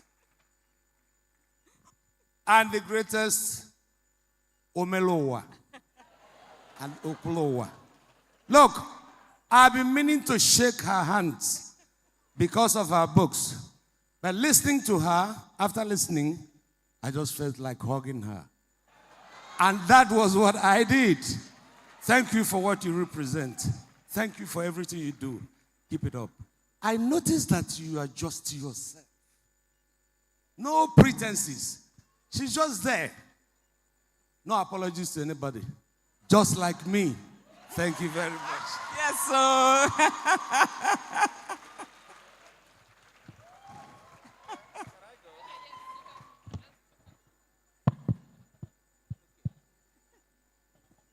So. Hello? Questions? Oh, okay. Good evening, Chimamanda. Good evening. My name is Adichie. I happen to be the chairman of this occasion. And before I go into my question, I wanted to thank you for that remark you made about the number of times you tried and failed before succeeding. 25 times, and then in 26 it worked. It takes me back to my time in New York in the 1991, when I left from Oxford to go to New York City to try and get a job as an investment banker. And I must have written 110 applications to get a job in Wall Street. And I have in my file in my house in Lagos 110 rejection letters. But I didn't give up. And I ultimately succeeded. And that shows tenacity. And that's one thing young people don't realize. These days, people tell me they've tried, and they've only tried 3 times. And they have not really tried enough. I have the distinguished pleasure of having read your book, Dream Count. I actually bought 2 copies. My wife took one. She lives in Rotterdam. I have one. I have it in Lagos. My question is around the character Omelogo. She's a banker. I'm a banker. And then she suddenly leaves banking with all, obviously, her character as a banker wasn't quite saintly. That's the word I will use it. And then she decides to leave and sort of becomes like a Robin Hood of the modern time, taking the money she's stealing from her boss and other people and helping women. And then moves on to go and do this master's in, let me call it social studies. Pornography. So it's a very confusing character. I was struggling to reconcile it, and maybe the only redeeming act for me, was when she started to help her Kadiatu in the court case, and I was hoping that Kadiatu would win a bundle of cash, and then suddenly the book ended. So, please explain yourself.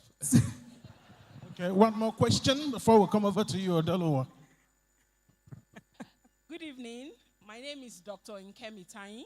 I'm a lecturer with the Faculty of Law, University of Nigeria, UNEC. I am a great fan, a huge fan. My daughter is also a fan. And she was the one actually told me about this. And I said, bordering things for Lapa people, where can I buy the ticket? And they just told me it's free, go and register. I've read all your books, so has she. And yes, we talked in Nene. My third daughter's name is Kainenechi. So we are asking, what happened? Answer that question.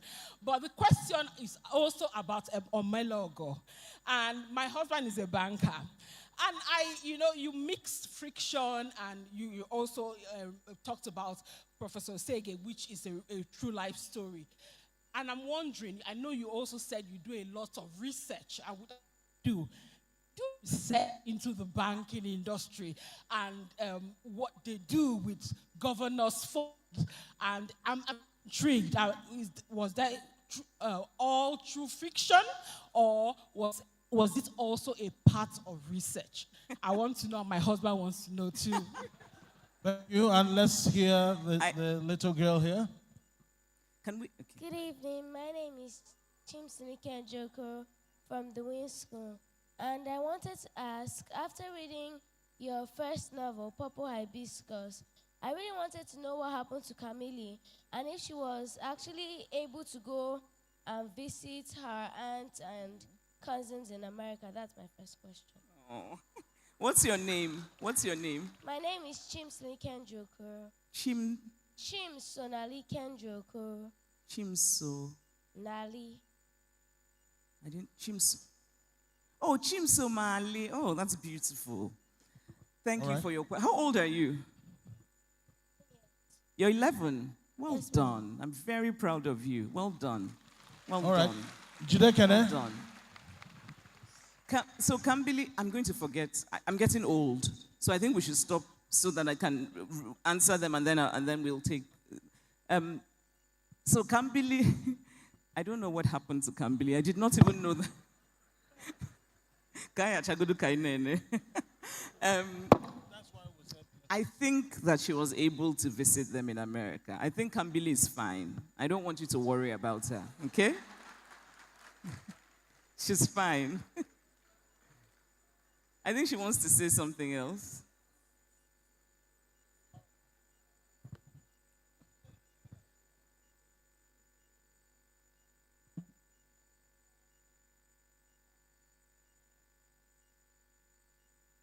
Sure.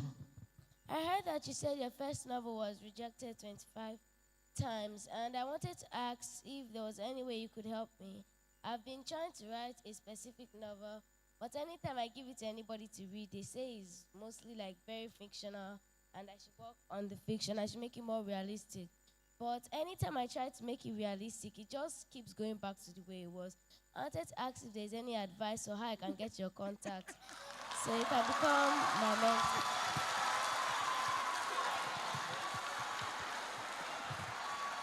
Biko kedu onye mụrụ nwa? Kedu onye mụrụ nwa? Biko ka iko ale ya aka. Kedu onye mụrụ nwa?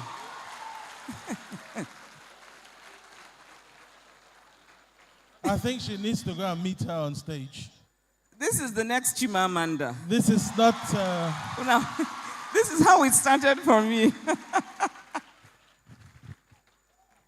No, but as she comes up, I'll answer your question, which is, you just have to keep writing. Don't let people tell you what to write. Well done. I'm very proud of you. What class are you in? So you're 11. You're in GSS 3? How can you be 11 in JSS 3? Oh, my Lord. Well done, my darling. Well done. Well done. But is your mommy here? Where is she? Wow. Well done, mommy. Well done. I'm sure the fathers are saying I did not say well done to the father. The father tried. Well done, mommy. So, okay, let your mommy come up. So don't let anybody write. When you say, but you have to remember that fiction is realistic. So when you read Purple Hibiscus, you're asking me about Kambili, but she's fictional, but she's also realistic. So don't even when people tell you that, tell them they don't know what they're talking about. The only thing you need to do is to tell your story well. Tell it with detail, make the story interesting, think about what your character looks like, thinks about. When people are telling you realistic, don't pay attention to them. Focus on the story that you're writing.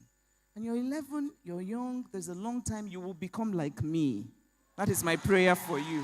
Sure, you will surpass me. Congratulations, mommy. Hmm? Well done, well done. Okay. Oh.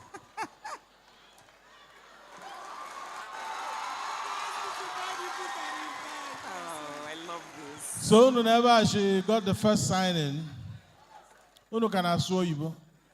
She got the first signing. All right. Not yet, sir. Okay, for her. Come on. Okay, they're coming down. You have a gift. Oh. Yes.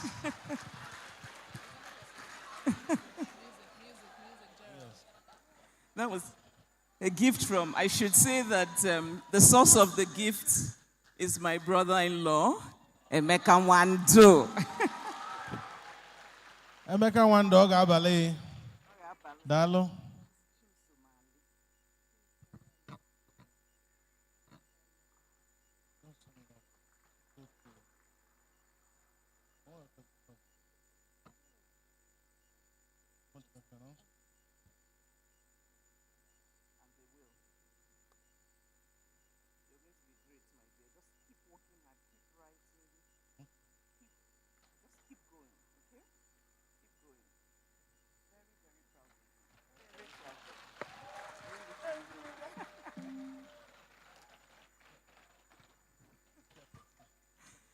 So you see, I'm so happy I've forgotten the other questions.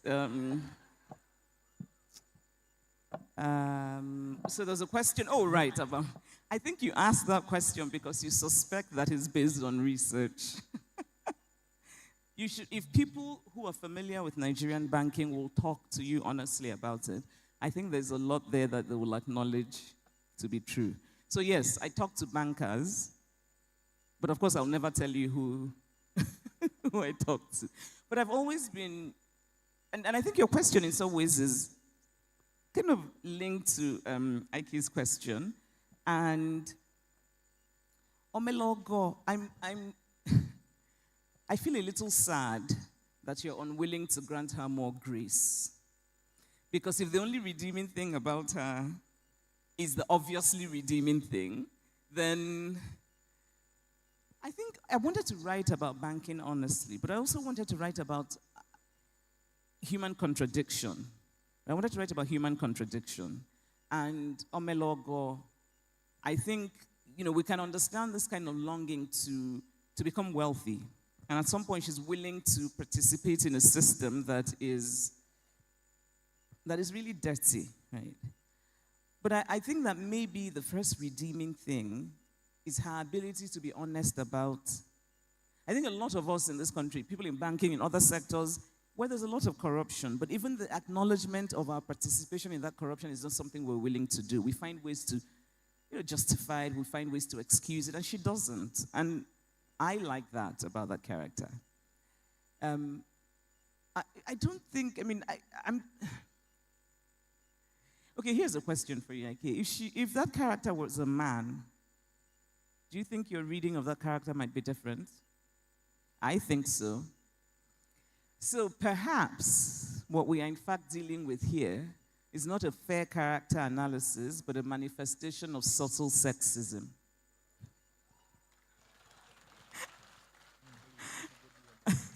I can't get no question. But but I think it's interesting that you see her as a person who's difficult to reconcile. I think we're full of contradictions. I recognize her I wish there were more of her. In other words, I wish more participants in our corrupt system would have her level of self-awareness, but also the courage to say, I no longer want to participate. And her desire, but I think you're being unfair about her desire to study pornography comes from we can say that it might sound, almost sort of titillating in a kind of way, but actually, it's because she really is concerned about the terrible effects of pornography on young people, especially young men. And so it's a very unusual thing to want to study, which I suppose is the point. But it's also, I think, my way of saying that this is an important subject to deal with seriously, because we can look away because it's not socially acceptable. But if you look at the numbers, pornography is consumed at an alarming rate. And by the way, Nigeria ranks number 2, if not number 1. Yes, because I know a lot about this. And, and I should say as well that personally it has bothered me how much of an impact, how much of an effect it has on young people. In other words, the children here, so, yeah. And my darling little 11-year-old. So I won't say, okay, we'll talk about this later. There's a very special person here, my Auntie Hazel Carlo. Auntie, you have to stand up. So I have to tell you people that Auntie Hazel, please take a picture of her. This is a lovely, dear person to me. And actually, Auntie Hazel before Dream Count came out, the first advanced copy that I had, Auntie Hazel was the only one in Nigeria who got it. Auntie Hazel is dear to me and it started with her being very dear to my husband and his family. And she has been a part of our lives. And Auntie, we love you.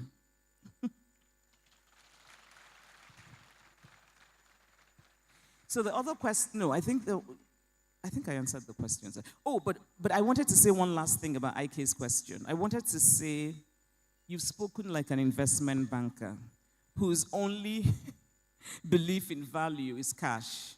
Because you said you hoped Kadiatu would end with a pile of cash. What about Kadiatu ending with a sense of dignity? Kadiatu ends with this feeling that she can take back control of her life. Hopefully money will come later, but that's actually what matters, So the pile of cash is not the priority. I'm not sure. Okay, I'll take the... Yes, the last one. The last one, Jide Kene was holding the mic. Good evening, Ma.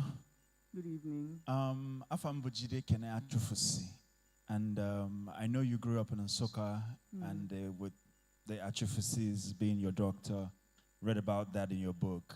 I'm a filmmaker, and I wanted to ask you a question because Things Fall Apart for me was also big as film. There are many ways in which we tell stories, So looking at how you, because I don't know what the world says, but how you would rate your books and how successful they've been. Nollywood is struggling with storytelling. And one of the things I would say is we are being encouraged to keep telling our stories without the international aspect to it. So I would say having to imagine your characters or to infuse the dream of the Igbo man or the Igbo woman to go abroad, that is something that I have noticed has been a pattern in some of your work. We can exclude Purple Hibiscus because it was entirely tied around the city in Nsukka. So I would say, what would your advice be for the film industry to be able to travel as we anticipated that it should by now, going by how successful and easily relatable early Nollywood was, what would you say? Would you say that the international aspect of things having to, tie in a little bit more for the world to feel relatable, or what would you advise? I think questions like this start with the premise that we as Africans are not universal, that we're not at the center. I start with the premise that we are. And I've never believed that we need to water down our stories to be relatable. When I was growing up, I read books set in Russia. I didn't know anything about Russia. I'd never been to Russia. Didn't understand every single thing, but I understood the human story. I mean, today, one of the things I think that Netflix has done well, one of the few things, is that it has brought stories from different parts of the world, and we've seen that, you can watch something set in Argentina that is very Argentinian, that doesn't try to water itself down and become this kind of generic Western story, and we follow it. I think as Nigerians, as Africans, we really need to have more confidence in our storytelling, by which I mean, in some ways like Purple Hibiscus. I was being told nobody's going to understand what you're saying because it's small-town Nigeria, you have Igbo words in it. But, people did. And I think really it's about telling the story well. I often quarrel with Nollywood, especially Nollywood's depiction of our history, because I think it's often not rooted in proper research.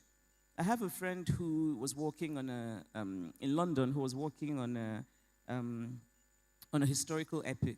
And I was so impressed by how much research the entire crew did. From the smallest details, like what kind of furniture did they use? And that really matters for authenticity. We've created a caricature of our past, and Nollywood is responsible for it. You bring akachanya, kakasia ifenaru, ewelu coral bead, awukwasa, and then, but how did our people actually look? We haven't done that. We haven't done the work. And so you don't sort of bring out raffia skirts and draw chalk on people's bodies and say this is pre-colonial Igbo land. Nobody is going to believe you because that doesn't come from authenticity. And so the story is not going to travel. I can tell you that a person who tells a very good, authentically done and properly historically based story of pre-colonial Nigeria, that thing will win the Oscar. It will travel. And so this idea that we should, often, and I get different versions of this question. How do you remain yourself in global circles? How did you know that people will read your book without? We should start with the premise that we are at the center. Other people start with that premise. We should start with that premise. We are universal. Our stories are universal. The whole point of literature is that literature is universal despite the differences. The universal story of human beings can be understood by anybody, anywhere. We might not understand the tiny details. When I was reading books set in Russia, I remember, and I was young in Osaka, there are certain words that I was like, I can't even imagine what this thing is. But sometimes just in the context of the story, you create you create it, right? You create it in your own head because of the context of the story. So please, let's, just in general, I think it's so important for us to start with the assumption, we are universal. We are universal. We really are. We need to tell our stories with more confidence. With Purple Hibiscus, and at the time I didn't really have a basis for, I didn't have a leg to stand on, in other words, because I was a new writer starting out. But my editor was very keen for me to remove the Igbo words in Purple Hibiscus. And she kept saying, it's going to confuse your American readers. Nobody, it's going to confuse them. It's going to throw them out of the story. And I said, no. And, you have to remember that, now, being fairly well-read and known, I can say no to editors. But then I was just starting out. I was very grateful to have a publisher. But there were certain things on which I just would not bend. And that was one of them, because I felt it was important for the texture of my story. I wanted to portray characters who are like me, which is to say, characters who speak English and Igbo, sometimes at the same time, often in the same sentence, as many of us do. And I think the way to portray that in a story, the way to tell our story with truth, is to do, put that in. And, and I refused. And I said, no, I'm not going to take the words out. And people all over the world have read that book. The Igbo words are there, and they understand the book. So let's not water down our stories. Our stories are universal as they are. Thank you. Odelo wani danyima mumbo. Odelo wani danyima onye chimeleze. I think we've had a long night already, and Biko, I have to invite the chairman of the occasion, Dr. Ikechioke, so that I will start the presentation of gifts immediately, please. Before we end, I want to just again say thank you to everyone who's here, and to tell you how happy I am. I'm very happy to see all of you. You are mine, and you are me, and I am you, and I'm very happy to be here. Thank you, and I love Enugu. And in the spirit of gratitude, we would like to say a big thank you to Afrixtabel for making Odelowa's outfit. It is an Uli-inspired outfit, and one thing Afrixtabel is keen on is sustainable fashion. If you don't know what sustainable fashion is, please read up on it. It is very important, and this is such a dire time for it.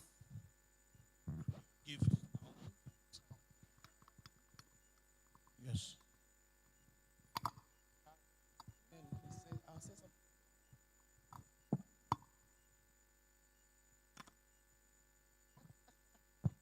Okay, Chimamanda, it's been a great pleasure and privilege to have you in our audience. And I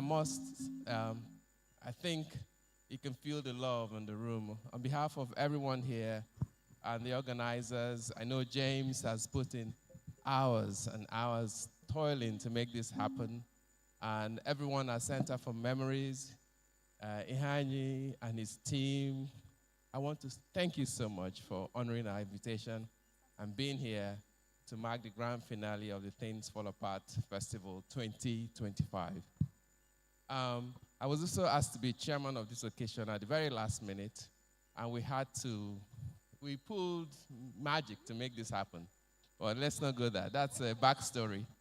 Amongst the various hats I wear, I'm the managing director of AfroInvest, one of the leading investment banking firms in Nigeria. AfroInvest is also, well, it's always helpful. Piles of cash. AfroInvest is also the jersey sponsor for Enugu Rangers Football Club. And we felt it would be remiss if we didn't give you your own Rangers jersey. So Amobi is the general manager of Rangers, and we have here for you Odelowa. Yes.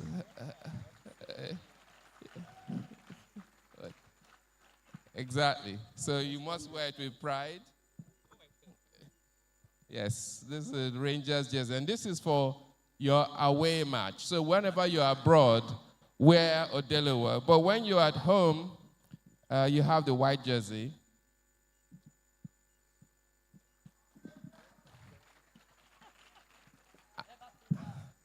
And this is Chimamanda. When you are home in Enugu and Igbo, we know you as our little daughter that has gone all over the world and brought pride and honor to us. Yeah? Thank you. Thank you so much.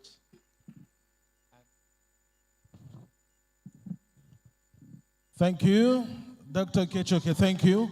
There are a few more presentations. We have a presentation of the Ikenga piece by the Nsoka Artists and Center for Memories. Where are they, please? Ikenga piece, can you move forward for that presentation? Presentation of the Ikenga piece by Nsoka Artists and Center for Memories.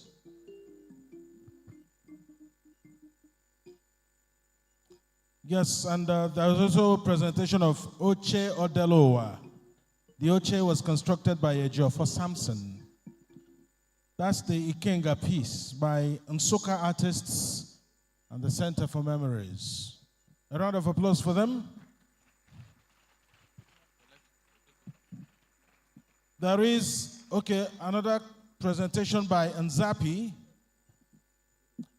presenting Odelowa collections. Please, can you step forward?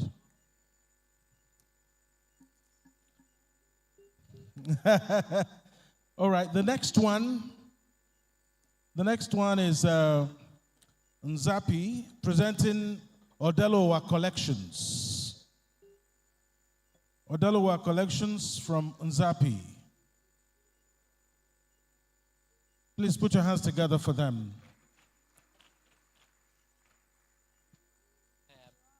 Okay, what's it again? Okay.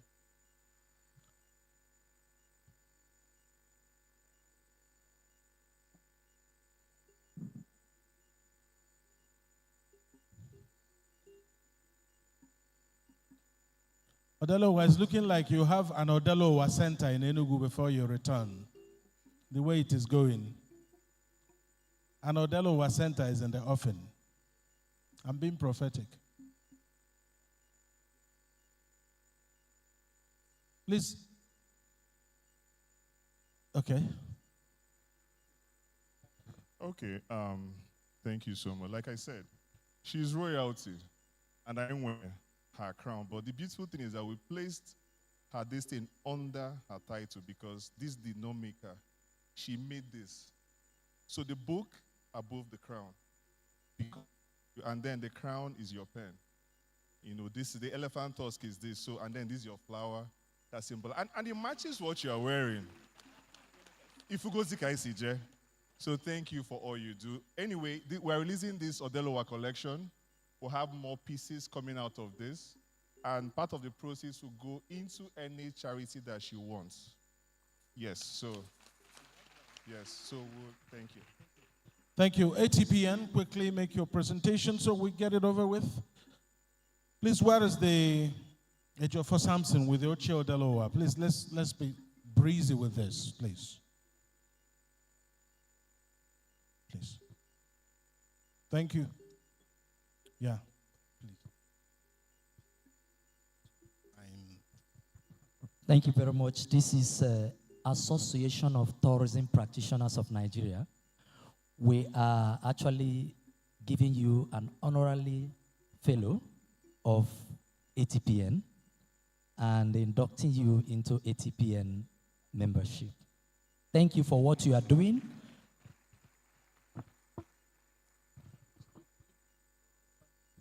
We'll have to end.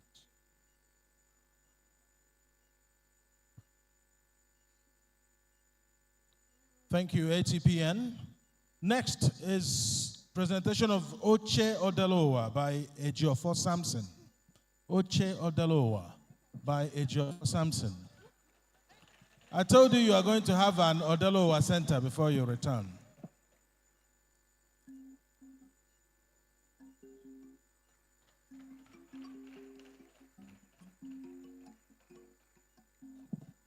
That is Oche Odelowa.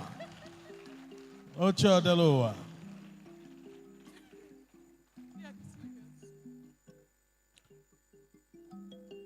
Please, who's presenting the Umuofia women piece? Please, can we be fast with this? The Umuofia women piece. Maybe she'll have to sit there for the rest of the Umuofia women piece.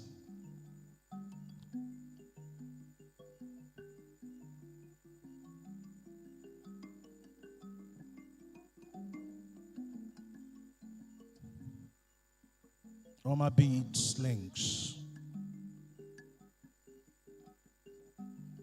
Ajala Chukwu, please come forward. Let's be breezy with this.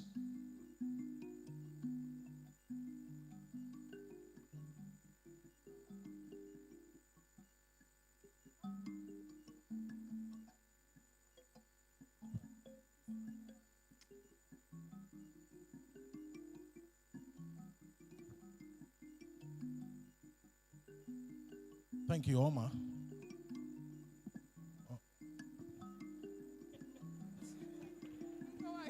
Oma, Baba Zalenkata Nkato Muada.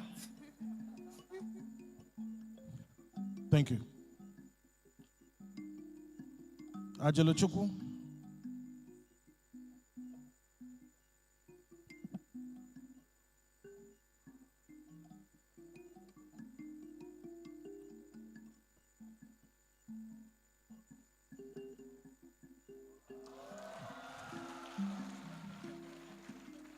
Okay. Ajuluchukwu is a medical doctor and an artist by craft. Ogo has a painting of Odelowa. Please move forward.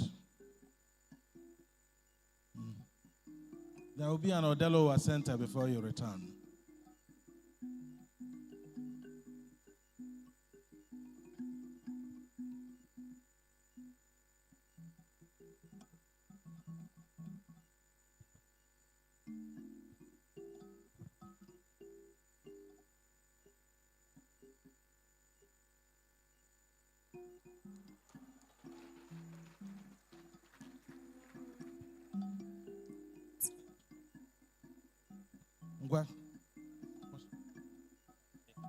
J.K. Morley, they have, what do you call this?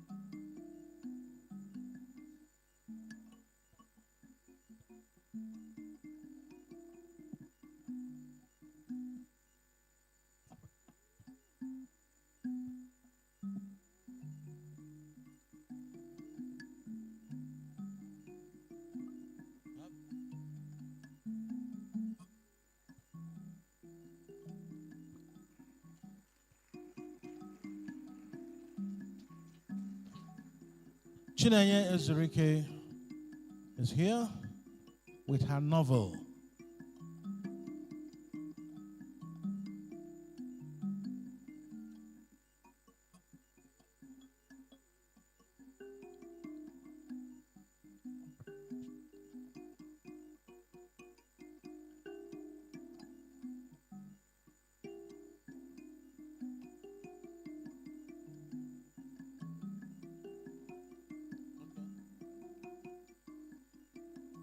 Good.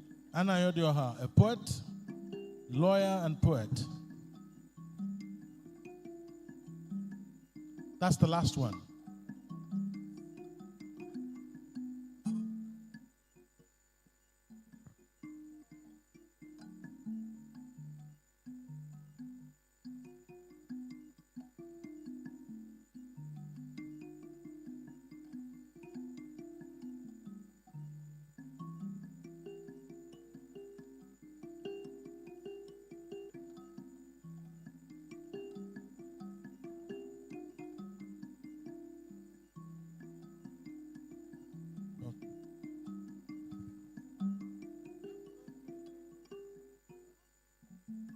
Thank you. Chirama Olivia from Olive Care Hair Clinic.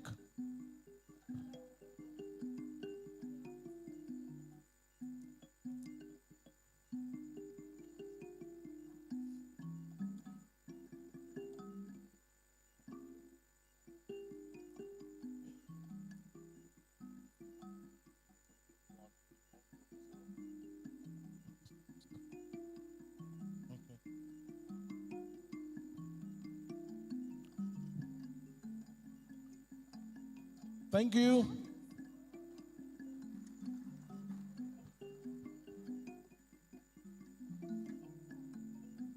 Okay. Thank you.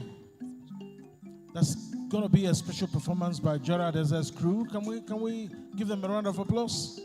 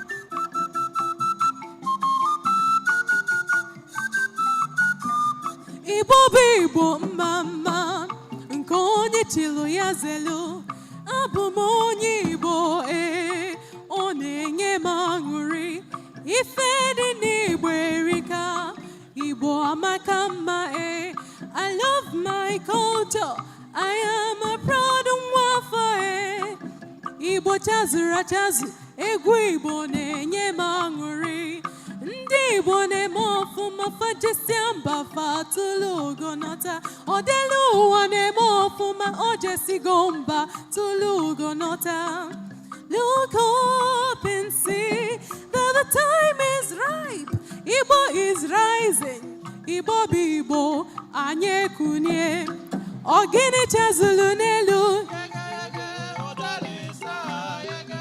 Gini chazulu n'elu Ogini chazulu n'elu yegege udalisa yegege otesato yegege udalisa odelu chazulu n'elu yegege udalisa yegege otesato yegege udalisa yegege gini chazulu n'elu yegege udalisa yegege otesato